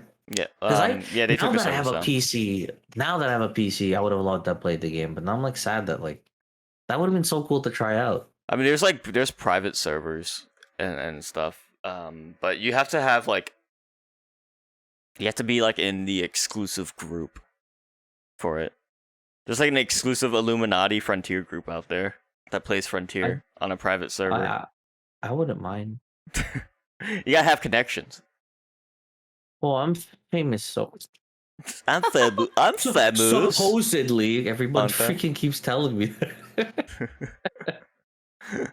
Oh my god! I mean, yeah, we circled back to Legends of the Guild from Generations Ultimate just because we were looking at the CG cuts and we were just like, that's what I gotta look like. But when did this come out though, Frontier? Because this was also a little while back. Frontier was 2nd generation. So quite a while ago, pre 2006 or 7. So Dude. the online one? This online one. Frontier, yeah. Wait, Frontier, that's been around for that long? Yeah, it's 2nd generation. What the crap? I had no idea. Yeah. That's Teostra was the original flagship monster for Frontier. Well, then why didn't I only know about it until like 20, like right when it went out of Vista? I don't know. That dude. sucks. Yeah, it's been a while. It's been around for a while, but it was like Japanese exclusive, so that's probably why. I mean, yeah, but I wouldn't mind trying to figure things out. I just want to hunt these things and see them because like some of the videos that I've seen are just so. They're just so cool. The monsters that they made there, bro. The topic has now changed to Frontier Envy, and you know what? I'm totally on top of it now. Frontier Envy. Frontier Envy is a go. Yeah, let me look up some other Frontier stuff here. Hashtag Frontier Envy. Dude, we need. Oh my god, we need another one. We need another one, bro. Which one is? Here we go. Here's another one. I think this one was actually. Oh yeah, this one is like the benchmark, I believe. Hey. Hold on. Don't show me that monster again. It's the benchmark trailer. It's like to show like if your computer can handle it and not shit itself. But yeah, Frontier was like really fucking cool, and anyone who's like ever touched Frontier tells me constantly, yeah, this game was the fucking bee's knees. It's just a shame that it didn't get more exposure. But a lot of people who worked on Frontier moved on to work on Generations and Generations Ultimate and Rise. Which is why those games have like elements of Frontier, like the hunter arts and stuff. What's that? That's Reviant. It's bigger than a Dalamadura. It makes Dalamadura look like a little bitch. That guy looks sick. This was like I think that hunt was like a 16-person hunt. Where it would be like 4 teams of 4 hunters were fighting instanced parts at the same time. Yeah, not like on the same map. It was kind of like Kove Tarath. Oh, yeah. Okay, like a siege thing. Yeah. That's still really cool. But it was like so depending on how the other team did, it affected. Like the damage pool was shared. Like wow. But yeah, that's crazy. Frontier had like a lot of wild shit to it. Like I was telling, I think we were talking before about like blinking Nargacuga, which was like a Nargacuga that would like the white one. Yeah, the white looking. That one's nuts, bro. Yeah, it's like and there's like stuff like Zenith monsters, like Zenith Kezu. If it got you with the grapple attack, it would just like if you weren't like knocked out of it or it didn't flinch, you would just like that was an instant cart right there. Yeah. Like it would just eat you. There wasn't a cart animation. Gone. Yeah, it would just swallow you and you're dead. You would actually. It was. Oh man. You know how scary that would be too to get eaten by a Kezu, dude. I'd imagine that'd be pretty scary. Yeah. I was watching. I think if anybody's watching that, was it King Kong? One of the whatever the. You're talking about one Andy, before you're talking the about recent Andy, one. You're talking about Andy Serkis and his death in that movie. I guarantee that's what the one you're talking about. The one with the worm? Yeah. Yeah. Andy Serkis getting like his head nommed. Yeah. By like a bunch of worms. Because that's exactly the same like. Yeah, it was the leeches. Yeah. It was the giant leeches. Same exact style, and like Akezu would really just like swallow you while the teeth just bare into you and keep you. Yeah, like one of them gets like one of them like gets his head, and then they like each get like a limb and stuff.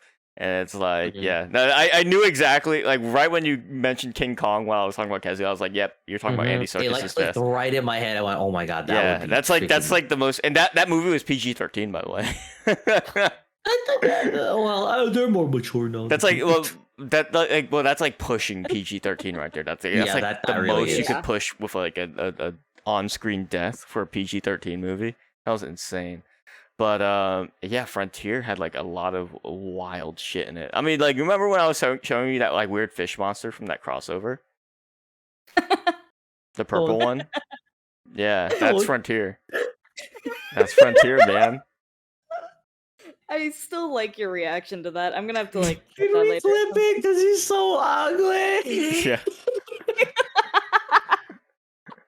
Just like your Oh my god! And that initial reaction just that blew me out of the water, bro. Yeah, dude. I was just like, so Jesus Christ, bad. he's oh, it was funny as crap. I was looking at the list of frontier monsters, and it's just like, oh my god, I've never even heard of these guys before. They're so cool. There's so many and so many mechanics that it's like they never brought back, and it's just like, bruh. They But brought you know, back a people few of ask me them, about but, like, that. In the Rise, you know, in the area, in the wet area, that there's that skeleton thing that we talked about. And Oh, yeah. the lava In caverns. the cave, Yeah. Yeah. where that one cave You look is. up. Yeah, that's a narwhal Um, skeleton, right? Yeah, but then people were like, oh, this is like a Revi something or A other, and I was like, Raviant. A Raviant, yeah, and I was like, I don't know what that is, but okay, gotta I look don't at it. know, And now seeing at least that, or that thing looks freaking massive. Yeah. Oh, dude, that it makes the Dalmador look like a little parasite compared to that thing. Yeah. That thing is unearthing ground, bro. Yeah, I mean, it's like it has its own island. Like, that's how big it Oh. was. Is it really? Yeah. Oh, because we fought Dalmador underground, but I'm pretty sure even if I compared it like mentally, that thing's significantly Yeah, more Raviant. massive. It's several magnitudes Isn't bigger there, than like- Dalmador, I think. Isn't there a size comparison of like the monsters from 4U and Dalmador was a part of it? Yeah. In fact, Yeah. Dalmador was probably the long thing in the background that nobody said a thing about. I mean, probably. I think they did that with Sedeus Uh. in the 3U, where it's like you went into the water and you're swimming, and Sedeus is like always in the background. we're or talking about something. this. You swim Yes. in the water? No, I'm asleep, bro. It's Aye, really aye. slow, boring fight to me.